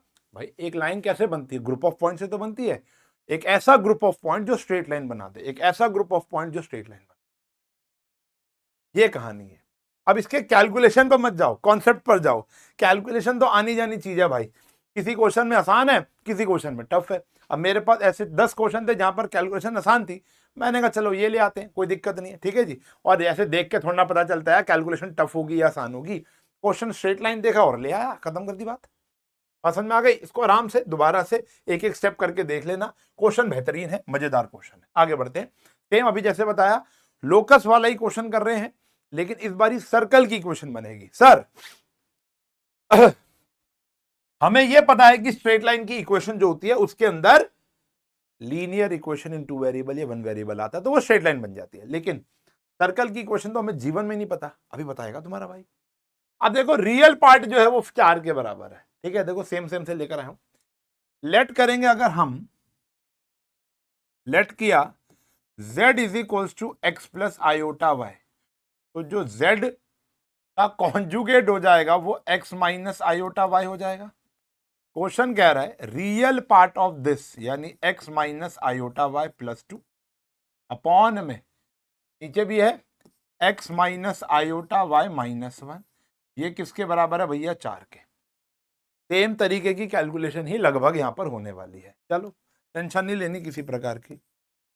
ये आया भैया x प्लस 2, वैसे भी तुम लेते नहीं हो, जो लेनी चाहिए वो भी नहीं लेते हो, आई नो वेरी वेल। चलो क्या कह रहे हैं भैया, रैशनलाइज करना पड़ेगा स्टैंडर्ड फॉर्म में करने के लिए, तभी रियल पार्ट बता पाओगे। क्या आया भैया x minus 1 plus Y iota, हाँ जी, और नीचे x minus 1 plus Y iota, इसका रियल पार्ट 4 के बराबर है। मल्टीप्लाई करेंगे बेटा, x प्लस 2 को x माइनस 1 से मल्टीप्लाई करेंगे, एक एक स्टेप दिखा रहा हूं मैं तुमको। फिर प्लस y आयोटा को x प्लस 2 से करेंगे, फिर माइनस y आयोटा को x माइनस 1 से करेंगे, फिर y स्क्वायर आयोटा स्क्वायर हो जाएगा। नीचे हमारी वही basic identity a square minus B square, भाई ये किसके बराबर आ जाएगा 4 के, ठीक है जी। मल्टीप्लाई करेंगे, रियल पार्ट ये आ गया x square minus x plus 2x minus 2 plus x y iota plus 2y iota, x y iota 2y iota minus x y iota plus y iota plus y square whole divide by, नीचे आ गया x minus 1 का whole square plus y square equals to 4। Real part होगा, तो ध्यान से देखो, सिर्फ रियल पार्ट एक ब्रैकेट में ले लो। क्या है x स्क्वायर है, इन दोनों को जोड़ोगे तो सिर्फ x आएगा, ये आ गया माइनस 2, और कोई रियल पार्ट है इधर, और कोई रियल पार्ट नहीं है, चेक करो बेटा। इधर आया x स्क्वायर, इन दोनों को जोड़ा तो प्लस x हो गया और ये प्लस 2 हो गया, बाकी और एक y स्क्वायर भी है, ये रहा y स्क्वायर, बाकी सारा इमेजिनरी है। क्या है x y 2y minus x y अपने आप देखेंगे, ठीक है ना, प्लस y अपॉन में अलग अलग ही कर लो, यह आ गया x माइनस 1 का स्क्वायर। हमें सिर्फ रियल पार्ट को अच्छे से सॉल्व करना है, इमेजिनरी पार्ट का कोई काम नहीं है यहां पर बेटा। यहां पर इमेजिनरी को देखना था, रियल को छोड़ दिया था, यहां पर रियल को देखना, इमेजिनरी को छोड़ देंगे। अब जो ये वाला पार्ट होगा बेटा, ये वाला पार्ट, ये वाला जो पार्ट होगा वो आप बराबर रखोगे किसके बच्चों 4 के। अब आपके हाथ लगेगी एक सर्कल की इक्वेशन, एक ऐसा लोकस का पॉइंट्स, ऐसा ग्रुप ऑफ पॉइंट्स वो यार वो बचपन में नहीं करते थे, 1 को 2 से जोड़ा, 2 को 3 से जोड़ा तो लास्ट में शेर बन जाता था। ये वही है, लोकस का मतलब क्या है, ग्रुप ऑफ पॉइंट्स को जोड़कर क्या मिलेगा, सर्कल मिलेगा। तो लोकस से मत घबराना, ठीक है जी। लोकस मतलब कुछ नहीं होता, ग्रुप ऑफ पॉइंट्स होता है। 4 times a square plus B square minus 2ab plus Y square आया, मल्टीप्लाई करो, घबराओ मत। अब सर्कल की इक्वेशन कैसे पहचान में आती है अभी बताऊंगा। देखो 4x square plus 4 minus 8x 4y square, सब कुछ उधर ले जाओ। 4x स्क्वायर में से x स्क्वायर जाएगा तो 3x स्क्वायर बचेगा, 4y स्क्वायर में से y स्क्वायर जाएगा तो 3y स्क्वायर बचेगा, फिर 8x वहां जाके हो जाएगा माइनस 9x, y है ही नहीं आपका, y है ही नहीं, उसके बाद -2 वहां जाके +6 हो जाएगा इक्वल्स टू 0, और 0 तो यहां पे हमने लिख दिया। तो बच्चों अब इसमें से 3 कॉमन आ रहा है, x square plus Y square minus 3x plus 2।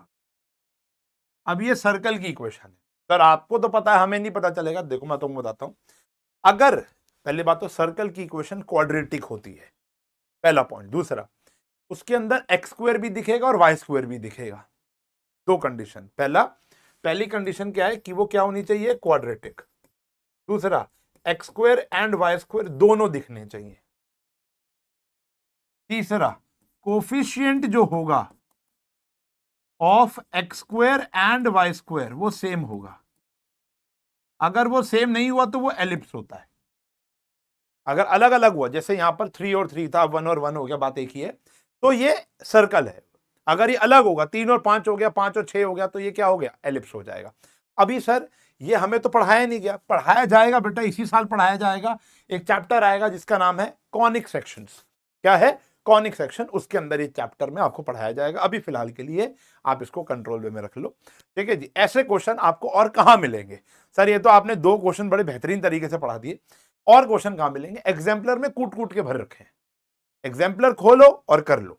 ये क्वेश्चन उन स्कूलों में तो पूछे ही जाते हैं जहां थोड़ा हाई लेवल की पढ़ाई होती है, ठीक है जी। मैं इतनी देर से आपको ये कह रहा हूं, there is difference between schools. अब कुछ स्कूल बहुत इजी मॉडरेट लेवल का पेपर बनाता है, कोई स्कूल टफ लेवल का पेपर बनाता है, ठीक है ना। तो जो प्राइवेट स्कूल्स होते हैं वो थोड़ा सा अपना ऑरा क्रिएट करते हैं, ठीक है जी। चलो बात समझ में आ गई।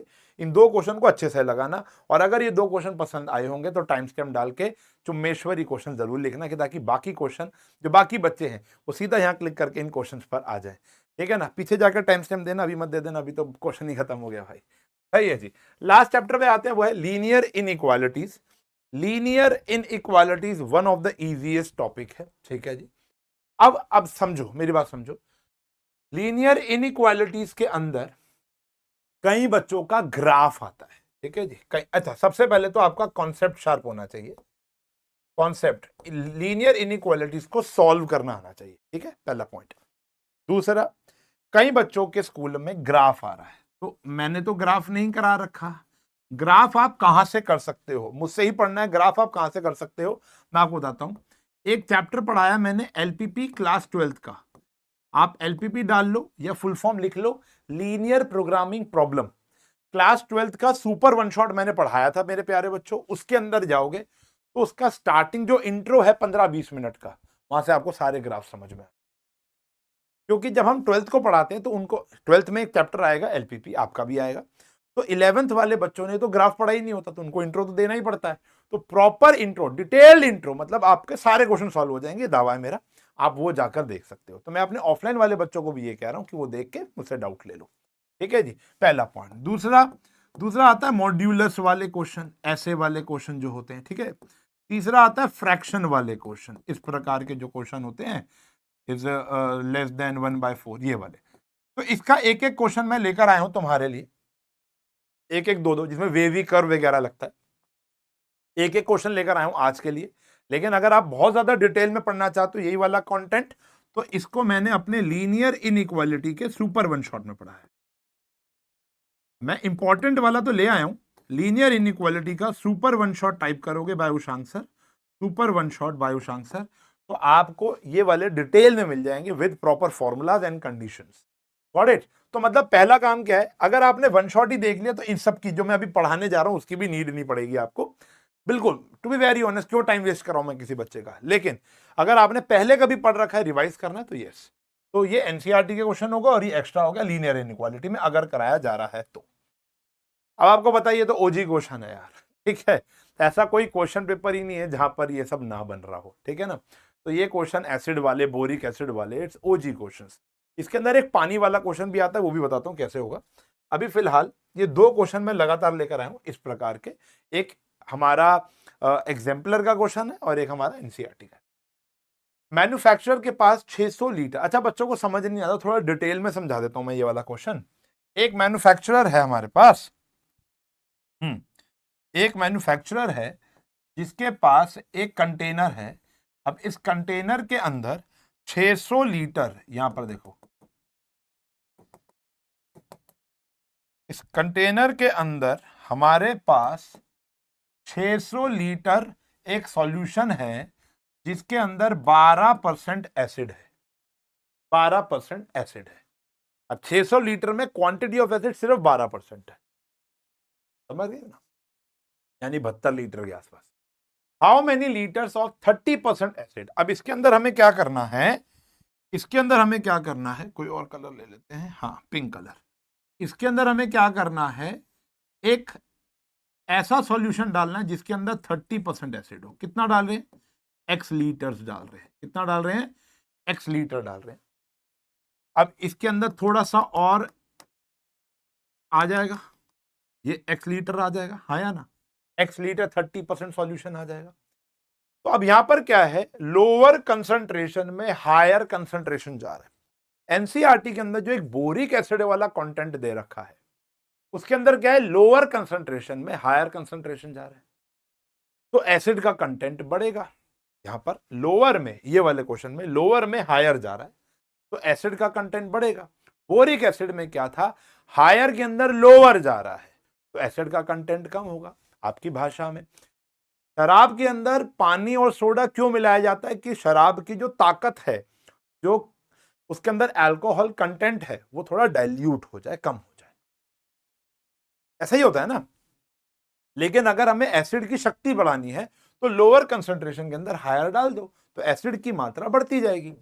कितने से बड़ा वो रखनी है, बड़ी 15 से ज्यादा होनी चाहिए, 18 से कम होनी चाहिए। तो अब जो मेरे पास ये रिजल्टेंट मिक्सचर तैयार हुआ है, अब जो मेरे पास ये रिजल्टेंट मिक्सचर तैयार हुआ, ये कितने लीटर का होगा, 600 प्लस एक्स लीटर का। ये 15% से ज्यादा होना चाहिए और 18% से कम होना चाहिए। तो कितना ऐड किया, लेट करते हैं, let x litres of 30% acid solution be added. अच्छा, अब एक क्वेश्चन आता है, चलो अभी पहले वो अगले लाइन में बताता हूं बात। अब समझो, पहले 600 लीटर के अंदर 30% एसिड था, सॉरी 12% एसिड था। मैंने x लीटर एसिड सॉल्यूशन मिलाया जिसके अंदर एसिड कितना था, 30। पहले इतना था, इतना और डाल दिया, ठीक है जी। तो मेरा जो रिजल्टेंट मिक्सचर तैयार हुआ वो 15% से ज्यादा होना चाहिए और जो मेरा रिजल्टेंट मिक्सचर तैयार हुआ उसका 18% से कम होना चाहिए। पहले इनिशियल जो मेरा एसिड था, अब मैंने और कितना डाल दिया था, तो टोटल एसिड कंटेंट हो गया। टोटल एसिड कंटेंट नए मिक्सचर का 15% से ज्यादा होना चाहिए और नए मिक्सचर का 18% से कम होना चाहिए, ठीक है। अब एक पानी वाला आता है कि एक क्वेश्चन है एनसीईआरटी में जिसमें पानी मिलाया है। अब जब पानी मिलाते हैं ना तो बच्चा सबसे ज्यादा गलती क्या करता है, यहां पर एक्स लेता है। एक्स के अंदर एसिड कितना है, 0, तो यहां पर x इंटू 0/100 भी लेना है, यानी ये लेना ही नहीं है, ये आपको लेना ही नहीं है। वो पानी वाला जो सॉल्यूशन वाला क्वेश्चन है पढ़ो, तो x इंटू 0/100, ये एडिशनल बात बताई तुमको मैंने।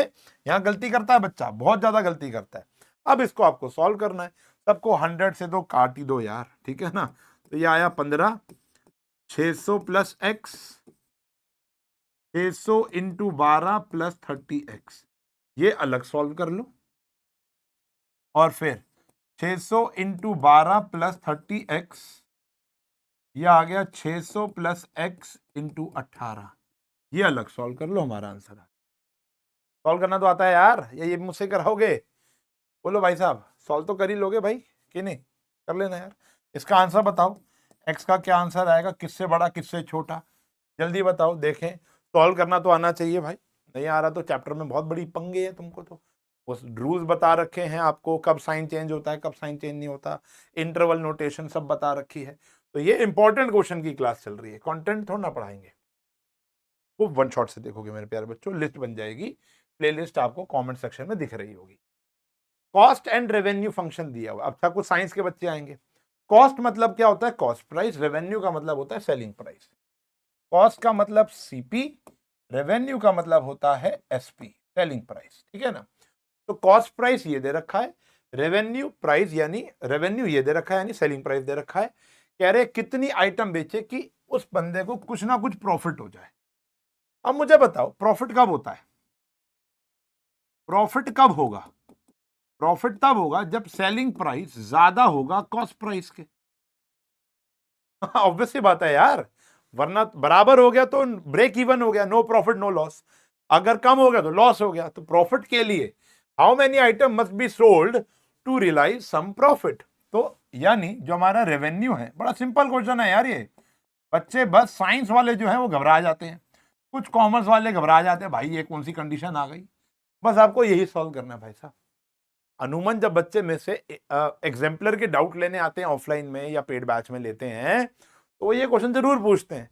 तो मैं उनसे पूछता हूँ भाई इस क्वेश्चन में कुछ है ही नहीं, तो कह रहे हैं हमें ये समझ नहीं आया रेवेन्यू क्या होता है। इसलिए मैं तुम्हारे लिए लेकर आया हूँ, क्योंकि ये टीचर्स का फेवरेट क्वेश्चनों में से एक होता है बेटा। ये 2000 आ गया, एक्स ग्रेटर देन 40 से काटूंगा तो 50, तो मिनिमम 50 क्वांटिटी बेचनी पड़ेगी। 50 या 50 से मतलब 50 से ऊपर क्वांटिटी बेचोगे तब आपको प्रॉफिट होना शुरू हो, उससे पहले नहीं होगा। सही है बेटा? तो लिख देना स्टेटमेंट। फिर मैं आपके लिए ये दो क्वेश्चन भी लेकर आया हूं प्यारे बच्चों, जहां पर लीनियर इनइक्वालिटीज का गेम होता है, तो ये सिखा देता हूं आपको, ठीक है जी। अब मॉड्यूलस वाले केस के अंदर जब ग्रेटर देन का साइन होता है तो हमारे पास, मतलब मैं आपको बताता हूं, ये एक वो होता है, तो x ग्रेटर देन a और माइनस मतलब x less than minus a हो जाता है, ठीक है जी। तो ये कंडीशन है हमारे पास, ये कंडीशन होती है। आप फॉर्मूला जाकर देखोगे तो मैंने आपको ऐसे 4-5 फॉर्मूले लिखवा रखे हैं, मैं उनमें से एक आपको करा रहा हूं कि ये दिखाने के लिए कि हाँ अगर स्कूल में कराया है तो भाई साहब ये देगा ही देगा, ठीक है ना? तो ये तो कंडीशन हो गई, ठीक है जी। यानी जब भी ऐसा ग्रेटर देन वाला साइन आता है तो आपको क्या करना है, 3 माइनस 4x ग्रेटर देन 9 हो गया और 3 minus 4x less than minus 9 हो गया। इसको सॉल्व करेंगे बेटा, तो पता है ना, सब्ट्रैक्टिंग 3 बोथ साइड्स लिखोगे, लिख लेना। सब्ट्रैक्टिंग 3 बोथ साइड, ये आ गया 6 और x साइन चेंज हो जाएगा, कितना आ गया -3/2, यानी ये कह रहा है -3/2 से छोटा, ठीक है जी। इसको सॉल्व करेंगे, -4x कितना आ गया बेटा -12x ग्रेटर देन कितना आ गया भैया ये 3। अब नंबर लाइन पे अगर मैं प्लॉट करके देखूं बेटा, ये आया -3/2 और ये आया 3। अब देखो ये कह रहा है, ये कह रहा है यहां से यहां तक, देखो भैया कह रहा है माइनस इन्फानाइट से 3/2 और ये कह रहा है 3 से बड़ा। तो हमारा जो आंसर हो जाएगा वो हो गया माइनस इन्फानाइट से -3/2 close bracket union close bracket 3 से infinite. This is my answer. 1 mark ही आएगा, चाहिए 1-1.5 नंबर का ही क्वेश्चन आता है, 1-2 नंबर का ही है, ठीक है ना? लेकिन आएगा तो फिर भाई आएगा, ठीक है ना? तो इस वैरायटी की मैंने 1-2 नहीं कई क्वेश्चन करा रखे हैं मेरे वन शॉट में, अगर जाके देखना चाहो तो देख सकते हो। देखो अब कुछ बच्चे ये सोच रहे होंगे यहां तक आते आते, यार ये हर चीज में ये बोल रहा है कि वन शॉट में देख लो, वन शॉट में देख लो। उसका कारण है क्योंकि यहाँ बैठा हुआ हर एक बच्चा जो ये रिकॉर्डेड को देख रहा था, अब तो खत्म होने वाला है, तो उसका ये सब बीमारी नहीं है, किसी का ये सुपर स्ट्रांग होगा तो उसको 10 क्वेश्चन ये करा के कोई तुक नहीं बनती, पहला पॉइंट। दूसरा पॉइंट, आपको अपने अंदर झांक कर देखना है कि मेरी क्या कमजोरी है। मैं हर चीज का सॉल्यूशन देता जा रहा हूं तुमको, अल्टीमेट एफर्ट आप ही की है। सही है जी। विकास दिव्य कीर्ति सर, महान टीचर, ओजी टीचर, मैं उनको प्रणाम करता हूं, मैं उनको सुनता हूं अपने तकिए पर फोन लगाकर उनकी बातें। मुझे कुछ बातें समझ में भी नहीं आती लेकिन मैं बहुत कुछ सुनता हूं उनके बारे में। उनके मुंह से सुनना बड़ा अच्छा लगता है। तो उन्होंने बात बोली थी कि एक अच्छा टीचर वो नहीं है, एक अच्छा अध्यापक वो नहीं है जो पढ़ाए। पढ़ा तो कोई भी रहा, पढ़ा तो सारे ही रहे हैं। तो मेरा काम पढ़ाना तो है ही है, वो मैंने आपको पढ़ाया भी है, लेकिन मार्गदर्शन देना भी बहुत बड़ा जरूरी है कि भैया कैसे पढ़ना है ये भी बताना बहुत जरूरी। तो मैं आपको ये बता रहा हूं कि भैया ये नहीं आता तो ये देख लो, ये नहीं आता तो ये देख लो, ये नहीं, क्योंकि हम ऑनलाइन एजुकेशन ले रहे हैं।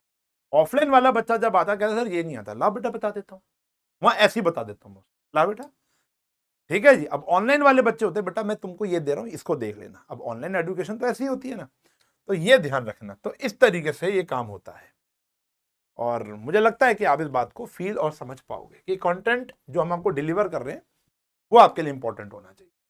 अब ये आ गया solve the following system of inequalities. ठीक है जी। अब देखो इनइक्वालिटीज जब फ्रैक्शन में आती हैं तो सबसे पहला काम होता है इसको मतलब आरएचएस साइड को जीरो लेकर आना। हाँ जी, फिर वेवी कर्व लगा देना। दिखाता हूं अभी, ये जीरो आ गया। एलसीएम लेंगे 4x minus 2x minus 1 upon में 8x plus 4 greater than equals to 0। ऊपर आया 2x माइनस 1, नीचे आया 8x plus 4 greater than equal 0। अब देखो वेवी कर्व डालना है। वेवी कर्व कैसे होता है मैं बताता हूं आपको। ऊपर वाले को 0 पुट करो मन में, 2x माइनस 1 को 0 पुट करो मन में, क्या आया 1/2 आया। और इसको मतलब इसको पुट करूंगा मन में तो 1/2 आया, इसको पुट करूंगा तो -1/2 आया। आया कि नहीं आया, ये मन की बात है, ठीक है ना। नंबर लाइन पे असेंडिंग ऑर्डर में प्लॉट कर दो। अब -1/2 से छोटा कोई नंबर बोलो, -1। -1 ऊपर पुट करो, कितना आया -2 -1।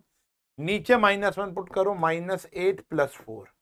ऊपर आया -3, नीचे आया -4। ये पॉजिटिव आ गया और हमको पॉजिटिव ही चाहिए, हमको पॉजिटिव ही चाहिए। ये आ गया पॉजिटिव। चलो छोड़ो यार, अभी आपको क्या चाहिए, ये क्या आ रहा है सॉल्व करके, पॉजिटिव आ रहा है ना, माइनस से माइनस कट जाएगा। ठीक है जी। अब इनके बीच में कुछ पुट करो, लेट से 0 0 पुट करूंगा, ऊपर -1 आएगा, नीचे 4 आएगा, तो ये क्या आ गया भैया हमारा नेगेटिव आ गया। 1/2 से बड़ा पुट करो, 1/2 से बड़ा पुट किया, लेट से 1 पुट किया, तो ऊपर आया 1 और नीचे आया 12, तो ये भी क्या आ गया भैया पॉजिटिव। अब जाते जाते -1/2 पुट करो तो नीचे 0 बन जाएगा, वो पाप है, तो ये हम नहीं ले सकते। 1/2 पुट करोगे ऊपर 0 बन जाएगा, वो बन सकता है, ये अलाउड है। अब समझो इस इनइक्वालिटी का जो आंसर आया वो क्या आया। आपको ये चाहिए, आपको क्या चाहिए, पॉजिटिव आंसर चाहिए, है ना। तो आपको ये पॉजिटिव आंसर चाहिए, इधर आ गया, और आपको ये वाला आंसर, तो आपका आंसर आ गया माइनस इनफाइनाइट से -1/2 open bracket union close bracket 1/2 से infinite. This is my answer, this is my answer, this is my answer. ये लो मैं यहां पे इधर ही दिखाता हूं, थोड़ा छोटा कर देता हूं। दिस इज माय आंसर, ये वेवी का। इसको सॉल्व करेंगे, इसको कर लो सॉल्व। आओ देखो क्या आया, 6x अपॉन में 4x माइनस 1 लेस देन 1/2 है बेटा। तो 6x अपॉन में 4x माइनस 1 -1/2 लेस देन 0 आ गया।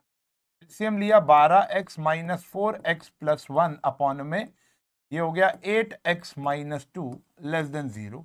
ऊपर आ गया 8x प्लस 1, नीचे आ गया 8x माइनस 2 लेस देन 0। अब यहाँ लेस देन 0 की बात करनी है आपको, फिर इसको पुट करूंगा -1/8 आएगा, इसको पुट करूंगा तो 1/4 आ जाएगा। इससे छोटा नंबर पुट करूंगा -1, तो ऊपर नेगेटिव नीचे नेगेटिव, क्या हो गया भैया पॉजिटिव। ठीक है जी, अभी बताता हूं हमको, देखो क्या चाहिए। इनके बीच पुट किया 0, पॉजिटिव और नेगेटिव हो गया, ऊपर पॉजिटिव नीचे नेगेटिव। 1/4 से बड़ा पुट किया 1, ऊपर भी पॉजिटिव नीचे भी पॉजिटिव। -1/8 पुट करूंगा 0 आ जाएगा, नहीं चाहिए क्योंकि यहाँ इक्वल्स टू का साइन नहीं है। 1/4 पुट करूंगा नीचे 0 आ जाएगा, ये भी पॉसिबल नहीं है। और भाई साहब इस बारी आपको आंसर पॉजिटिव नहीं नेगेटिव चाहिए था, क्योंकि लेस देन का साइन है। तो आपका जो आंसर है वो ये है, तो आंसर आ गया -1/8 से 1/4। इतना सिंपल होता है वेवी कर्व। अभी मैंने आपको थोड़ी देर पहले रिलेशन फंक्शन में भी बताया था और यहां पर भी बता दिया। ठीक है जी, डन है जी। तो ये हमारी क्लास खत्म हुई। इसके अंदर हमने चैप्टर 1, 2, 3, 4, 5 कंसिडर किया है। आगे अभी स्टार्टिंग में बता दिया था कौन से चैप्टर आपको और चाहिए, एमसीक्यू सेशन चाहिए नहीं चाहिए, क्योंकि September month is all about exams. आप जो बोलोगे हम देने को तैयार हैं, ठीक है जी। पर थोड़ा जल्दी जल्दी बोलना और दोस्तों को शेयर कर देना कि ताकि ज्यादा कंटेंट, ज्यादा मैसेजेस होंगे तो मुझे लगेगा कि हाँ भाई अर्जेंसी है, नीड है, ठीक है ना। तो इसके बाद अगर आपको permutation, combination, binomial theorem, sequences and series या उसके आगे कुछ और है तो देख लो, बता देना। अच्छा, इन सब के वन शॉट आपको आपको बस टाइप करना है। मैं इन पांचों की प्लेलिस्ट तो यहाँ पर दे ही दी है आपको। इसके अलावा जो चैप्टर्स हैं उन सारे सारे वन शॉट यहाँ पर लाखों व्यूज, पता नहीं कितने कितने बच्चों ने प्यार मोहब्बत से उसको देखा है, वो आप देख सकते हो, ठीक है ना। कॉन्सेप्चुअली आपको इंपॉर्टेंट क्वेश्चन लिस्ट चाहिए वो भी मिल जाए, ठीक है ना। एमसीक्यू सेशन चाहिए वो मिल जाएगा। Got it. मेहनत से पढ़ना है बेटा, मिड टर्म को टेक इट फॉर ग्रांटेड नहीं लेना आप लोगों ने कि फाइनल्स में पढ़ूंगा, फाइनल्स में पढ़ूंगा। ढंग से पढ़ना है, इज्जत से और मेहनत से। ये कम बैक करने का मौका आ चुका है तुम्हारे पास कि जो भी बचा कुचा बैकलॉग से सब क्लियर हो सकते हैं यहाँ पर आपके। क्लियर है? तो मिलूंगा अगली क्लास में। तब तक के लिए bye bye, take care, have a nice day and best of luck for your mid term examination.